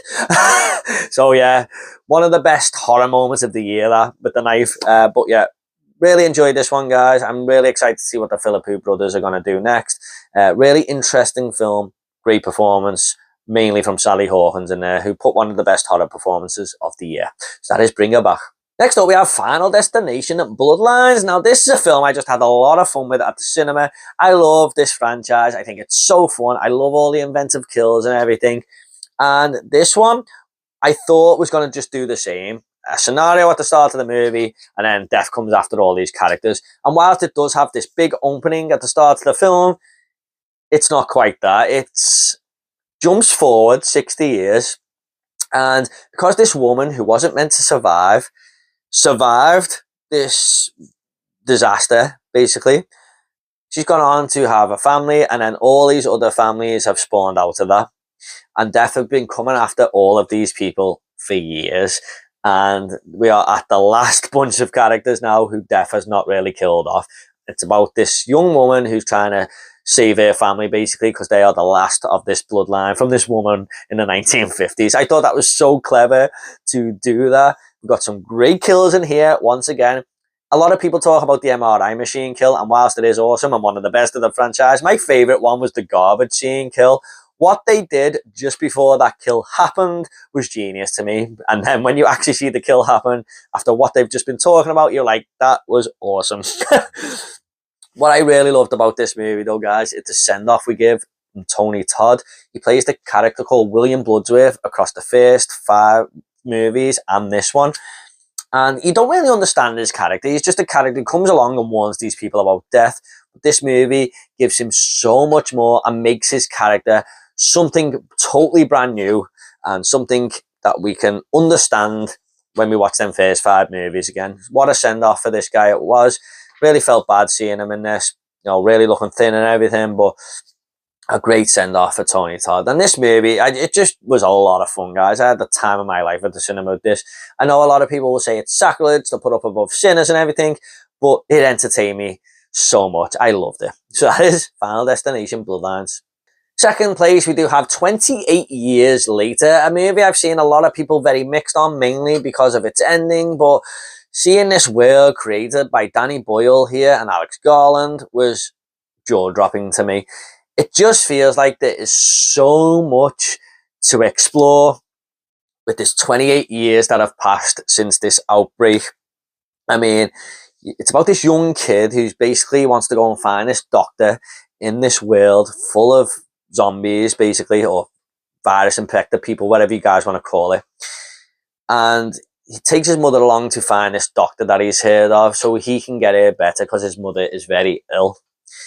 And whilst he lives in this island with his father and everything, and they're all very safe, he wants to go there to find this doctor and take a risk to save his mother, basically. And it's just a kind of an adventure horror movie where we see them on their path going to find this Ralph Fiennes character, and they meet lots of different type of people on the way and lots of different type of infected people as well. And it just gives off loads of great scenarios, lots of tension building moments and everything, with all these zombies that are basically chasing him and his mother. And Jodie Comer was awesome. She always is. Ralph Fiennes was awesome. But this young lad, Alfie Johnson, I think, put this movie on his shoulders and was absolutely the standout of this film. You've also got Aaron Taylor-Johnson in there. But he was the standout, this young kid. He just mixed in with all these amazing actors and stole the show, basically. But yeah, a lot of people did not like the ending of this film because of the whole Jimmy situation with the Jack O'Connell character. And I'm really interested to see where that goes. I actually like the ending, and I've heard it really does rectify itself for those who didn't like it in The Bone Temple, which we've got coming very soon. I can't wait to watch that. But yeah, 28 years later, guys, I just thought it was a really great sequel. Definitely my favourite in the franchise out of the 3 so far. Yes, even better than 28 Days Later. I just absolutely loved it. I thought there was so much to unpack here. Me and my wife and my sister and my brother-in-law all went to cinema to watch this, and we were talking after it, and we were just uncovering so much as we were discussing the movie. There was so much to see. And I feel like this is a world that, even though it's got a planned trilogy, could even go further. It just feels like there's so much going on in this world, and all these little pockets here of these little communities that might be going on and everything. There's so much more I want to see, and I can't wait for The Bone Temple. So that is 28 years later. Number 1, though, guys, is going to be Weapons. I absolutely fell in love with this movie. Seen it twice this year, and both times I loved it. I remember watching this film, and my friend Jamie, who came with me, turned to me and said, "That is the film of the year." And I just went, yeah, it was. This is about a bunch of students. There's like 18 students in the classroom, and 17 of them run out in the middle of the night, all at the same time, and no one has seen them for a month. And it basically has the whole town blaming the teacher who is in this classroom because she's like the common denominator. And we see here in a life of hell, basically, where everyone is just against her. And then, whilst it tells the story from her point of view, chapter 2 jumps to someone else. So it jumps to Josh Brolin's character, who is the father of one of these kids who's blaming her for everything. Then we'll jump to the headmaster's point of view. Then we'll jump to this random cop's point of view. Then this guy who's this drug abuser, his point of view. And whilst that all sounds a bit random, each of these chapters leaves something at the end for you to chew on. And we then jump back to this other character, but you're constantly thinking about that in the back of your head, like, what did that mean? Then we'll see the next chapter play out and do exactly the same thing, and it starts to piece itself together. It's a really fun way of telling a story. I thought what came of this story was something I would never see in a million years, and it's actually give us a movie in a subgenre that I don't think we get enough of, but is definitely going to be explored a lot more now. And a really interesting villain that is just going to go on now. I believe there's going to be a prequel movie about this villain and everything, and she is going to be integrated into horror pop culture. I can just see it. She already is. But the cast in this movie were awesome. So many great characters. You really get invested in each one of them. I just loved it. There were so many moments as well that scared the shit out of me. Like, I was jumping out my seat a few times, especially one towards the end. I grabbed my friend and he was laughing his ass off. I couldn't. It's got everything. This movie is such an awesome story. I absolutely fell in love with it. It's one of the greatest horror films I've seen in years. And even people who aren't horror fans, I think, will appreciate this film. So if you haven't seen Weapons, guys, do yourself a favour. Weapons is my number 1 movie, or number 1 horror movie. In fact, it's my number 1 movie as well. 2025.